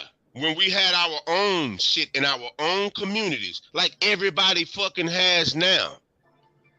So The China, the but don't leave the Chinatown country wants though. no. You Listen, don't gotta leave the country though. nah, you ain't gotta leave the country. We Oh, was in this. I ain't saying nah. First and foremost, we built this motherfucker. We ain't going nowhere. okay. I just want to hear what we're going to do. So I'm saying how we're already separated in our communities now. If we could get the learned of us, the skilled of us, and the art inclined of us to focus on the curriculum directly for us. It's like a rehab where we go 30 years into this to where we focus directly on ourselves. That's the only way we're going to get out of some shit like this. You know what? Because it's going to keep on mounting. It's going to keep on mounting. It's going to keep on mounting because we passed the point where we can make up financial deficits in terms of our economic power catching Caucasians. Then that'll never happen. So the best thing that we can do is the learned of us, the skilled of us, the savvy finance of us. We need to get together to where we can be just with us for about a 30-year period, 30 to 50. We're gonna have to sacrifice some of this creature comfort shit that we love. We're gonna have to sacrifice because doing this shit on the fly ain't fucking working, and it's not gonna work. All right, Brandon, what's our solution, man? We've been talking about all the problems, who's to blame. Let's close out right now with some solution. The solution is how we treat each other, our behavior. When you talk about us being in poverty and the byproduct of us being in poverty is killing each other, hurting each other, doing harm to each other, right? So the first solution is to change the behavior and the perception of what we are to each other and then change the perception abroad. Meaning, I always say this. It's like how we treat each other on YouTube, our YouTube etiquette. We've never met each other, but we all have a certain respect of each other based on us being in and the platform that we stand on, right? Mark, you run your channel. You don't have this ain't a free smoke channel. Everybody can't just say because what that does is create chaos, right? So what we need to do as black people is when I see another black person, black man, we treat each other with respect. We honor each other. That's number one. That way we're not afraid of each other when we see each other in certain elements and we know that we're not gonna harm each other, take from each other because we know we're on the bottom. That's number one. Number two, the second thing that I would say would be a solution is teach all of us who our enemy is. Because once you know who your enemy is, then you know how to conduct yourself. We need to know how to conduct ourselves in America. I agree with you, Reg. We shouldn't be running out here all drunk, all high. We should be teaching our children at home first. That's the behavior change, and that'll change our whole culture where we not looked at abroad as criminals or we not the face of these things. And I'm gonna say this and I'm gonna leave it alone. I have never ever. I work with a bunch of engineers. I have yet to see an engineer that came from. I have yet to see an engineer that that uh that didn't go to engineering school. Meaning he was trained to be an engineer. We need to be trained on being black people. We need to be trained. If our culture, we say we want to change our culture, then we need to stop putting our kids in basketball. We need to stop gearing our children towards singing and dancing. We need to be like the other people who gear their children toward engineering, towards STEM. And then we'll see, then that's where the education kicks in. And then we'll see if what y'all say, Red, you, and Mark, we'll see if the education does that. We have yet to see if education will bring us up out of poverty because we don't gear our people toward these high paying jobs. Like you said, Mark, you're right. So I want to run that experiment and see. I want to before I pass the red. I think that's parenting though. Like you get your kids and focus your kids on having good education and parenting and what you tell them, hey, you got to give back to your community. Get them to be those kids to go off, succeed, but they still give back. But yes, they got to get that education. They got to get themselves out first. And just being nice to everybody who's black ain't gonna get you out the hood. That's gonna get you some good weed prices. You know what I'm saying? Your girl gonna get the price on the Remy 51B, I guess, whatever that shit is they gluing in nowadays, whatever. I'm just saying, like, yeah, that's hood love, but and you can be nice, but that don't get you out of poverty. My grandma was one of the nicest people in the world. She didn't get out of poverty before she died. Um, Education is important because I can give you $1 million, and without education, I can find a way to hustle it back from you in less than a year or two. Go ahead, Reggie. Yeah, I was just writing up my last message to Big Dog Willie. But back into this thing, man, where Megazar talking about the key is to separate. Man, that's book written shit, Megazar. And I don't think that's a key to nothing. Because when we look at it, we ain't integrated with white folks like that anyway. And the other thing with Malcolm X talking about it, because of his fear of hearing Martin Luther King speak about it, they didn't even live through integration. They still lived in black communities that were in deplorable conditions. Black communities weren't thriving. What Malcolm X talks about when he speaks about the black community, there's a lot of pimping and hoeing going on, drug use, other little scheming ass shit that was going on. And when we did start to move into to integrate, wasn't to be around white folks. It was to look for better opportunities, better jobs over here, better funded schools, and white folks moved out. And then now we look at our own communities. We hear people using terms to describe a black neighborhood as a fucking ghetto. That shit needs to be rejected from motherfucking vocabulary. We don't live in ghettos. Yeah, we may call it the hood, but we don't even live in hoods. We live in neighborhoods that we have turned into shit. Why? Do we want white folks in it to teach us how to feel good and live in them right? But the solution to the problem to me is for us to educate. It ain't so much of needing to learn back in the past history as the primary of what you teach people. It's always good to learn the critical points of history, never ignoring it. That seems like my kids I teach them, but the primary what I teach my kids is the mathematics and also to teach them the futuristic shit that I don't know that someone will have to teach them. And in order for them to learn it is for them to be locked in, engaged, focused, and able to come back home to open a book and to continue with the study of it. That's the damn key. When they came with this computer revolution, we still behind on that shit. Industrial revolutions and all that other shit, we stand behind on shit. They got this STEM programming. How many parents are pushing this shit with their kids? How many parents have these conversations with their kid? How many of us adults look at where the future is headed? And I can tell you, in our communities, you probably can only find 5 to 10% of people. Because try to have conversations with motherfuckers in our communities. It's hard, and even Brandon and Megazar, Mark, anybody in the chat can admit to this. When you want to have intellectual conversations, I'm pretty sure the size of the groups in which you can have intellectual conversations begin to shrink. Now we can talk about ignorant shit, and the conversations is packed full of motherfuckers to talk ignorant, dramatic bullshit. That's the shit that has to happen. Those are the solutions for us to educate, look at where the future is headed, and try to be ahead of that shit. And it starts with the kids being groomed for that shit. That's my point on this one. I agree with what you said. I'm just gonna say this, and Brandon, no, I feel this deeply in my heart. Yeah, I offered that as a solution because I see that's the only way. But if you want me to be 100% honest with you, no, I don't think black. Don't say that. Don't say that. Don't say it. Don't say that. Don't say that. Black don't folks say ain't that. coming out Don't of say this that. shit. Say it. Black We ain't folks not coming out. Say it. Black folks ain't coming out of this shit, bro. They not. No, Niggas but gonna have elaborate. to die out. What I mean is, I don't see a time in the next 50 to 80 years of seeing these, what y'all saying, that's not happening. I don't see it happening because we're being geared further and further away from the things that could give us that. socially. I'm just saying from a social dynamic. We're being geared. And not only black people, I'm talking about the populace of America is being geared away toward that. All you gotta do is take away Wi-Fi. Niggas will lose their mind.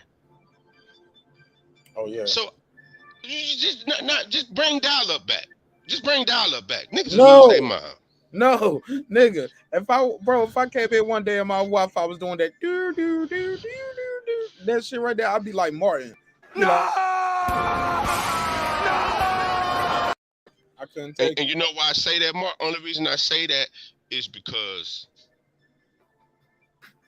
the point of sacrificing, nobody wants to sacrifice. Nobody wants to sacrifice. Hey, I got myself out the hood. Y'all niggas get yourself out the hood. Hey, I'm good. Yeah, I guess y'all, hey man, I'm good. Hey man, I made it. I'm good. That's our attitude. Because we speaking from individual standpoints. Yeah, I'm from 6 paychecks from being from the hood or abject poverty. That ain't shit though. That ain't nothing. I got some money in the bank. That ain't shit, man. That shit could be going in a twinkling of an eye. So all I'm saying is, I don't think that we're gonna get out of this condition. Because the necessary sacrifices that it's gonna take us to make, we're not gonna make that shit. We've come to adjust it to the creature comforts. We've become to adjust it to this lifestyle. We're not finna stop what we're doing and sacrifice. Nobody is. You know why? Because in your heart of hearts, man, I did what I had to do for me and mine. I did what I had to do. And at the end of the day, that's America. Rugged individualism. No, that's not. But see. Hey, Brandon, and then we got to end it after this. Say what you got to say, and this is it right here, because it's I got my bad, Mark. I don't want to prolong this, but I must say that okay, cool. Don't let me, please. But the way Megazord thinks about it is because I knew what he was going to say, because we have these discussions offline, and that's what Reggie was just saying about me. He was like, "Damn, B, then you don't give us no hope." If that's the case, if the way I'm describing it, and the hope that I'm giving us is, I believe that we are going to come out of this. We are going to rise up because we great people. We see it in the fields that we are in.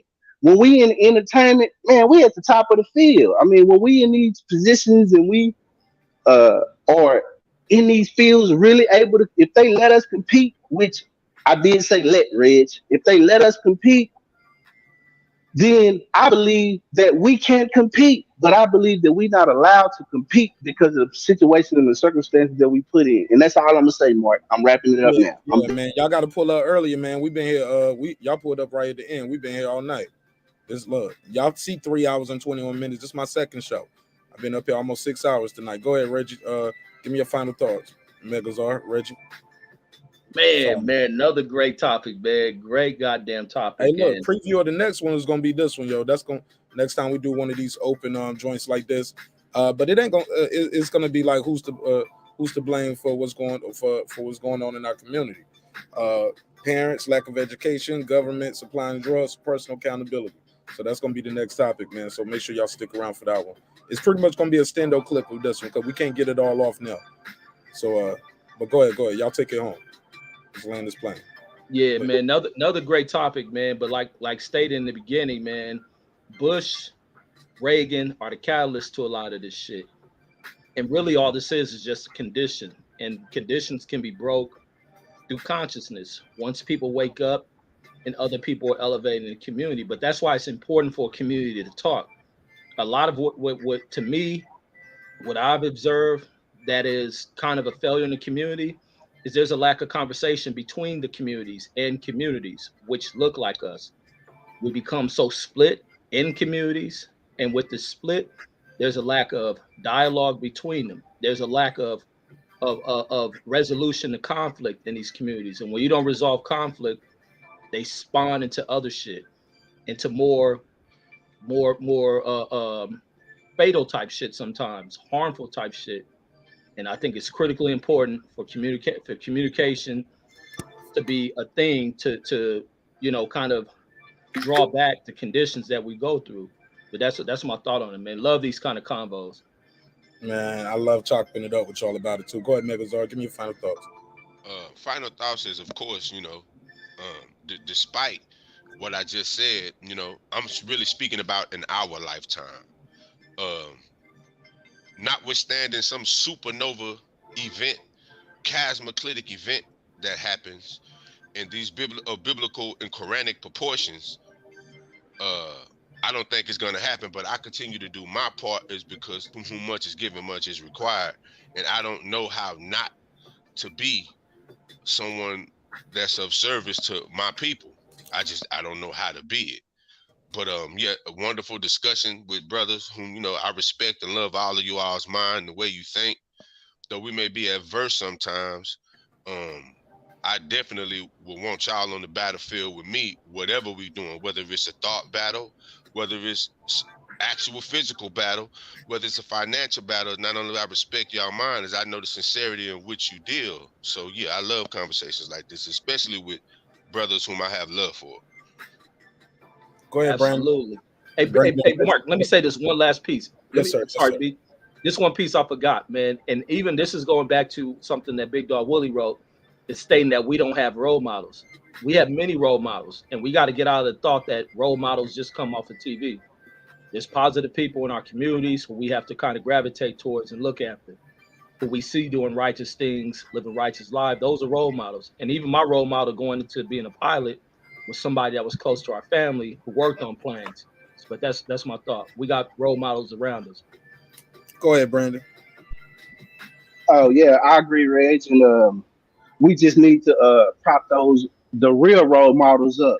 I mean, it's okay to have sports people as role models in the time, but you're right, Reg. We need the pilots, the doctor.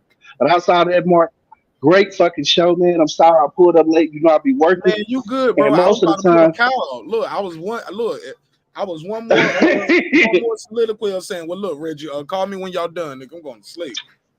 One more. And most of the time, this how it be. Like, we start cracking atoms once we start getting deep into the show, because our thought process should start running more. That's what it is. And you be saving the best subjects for last, because we'll be on this subject all day and you won't be able to talk about nothing else outside of this. So that's what it is, Mark. But great facilitator. Megas, I appreciate you pulling up, little bro. Reg, we got to keep having these discussions. They beautiful, man, and I always learn something, bro. Yeah. And you and Mark make me go tighten up my game. Y'all make me go. If I'm gonna take a position and I really got to be able to stand on it, y'all make me go back and reevaluate and make sure that what I believe in and what I say, I can stand on it and prove it and defend it. So I appreciate that. So shout out to y'all, bro. I love it. And look, and like I said, we don't have to agree all the time, and I don't want people to think this is the whole thing is set up where they talking about this. Let me pull up to disagree. You get what I'm saying? Sometimes we're gonna have these neighborhood meetings, man, and we got to talk about these things. They're gonna be uncomfortable. We're gonna go back and forth. We look, some people gonna listen to this. They're gonna call me and Reggie straight up coons.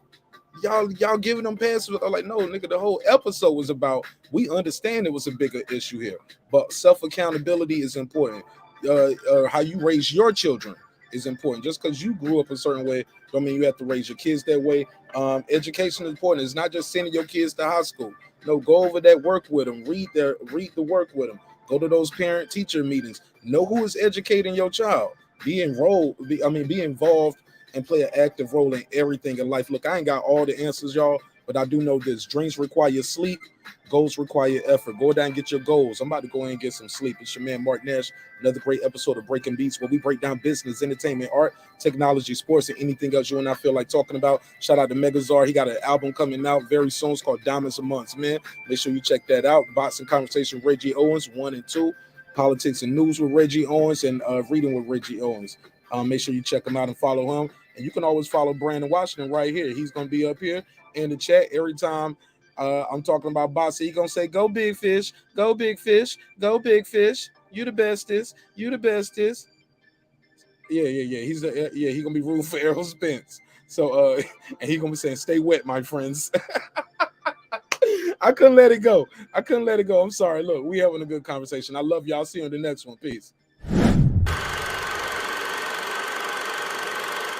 This that squad sound.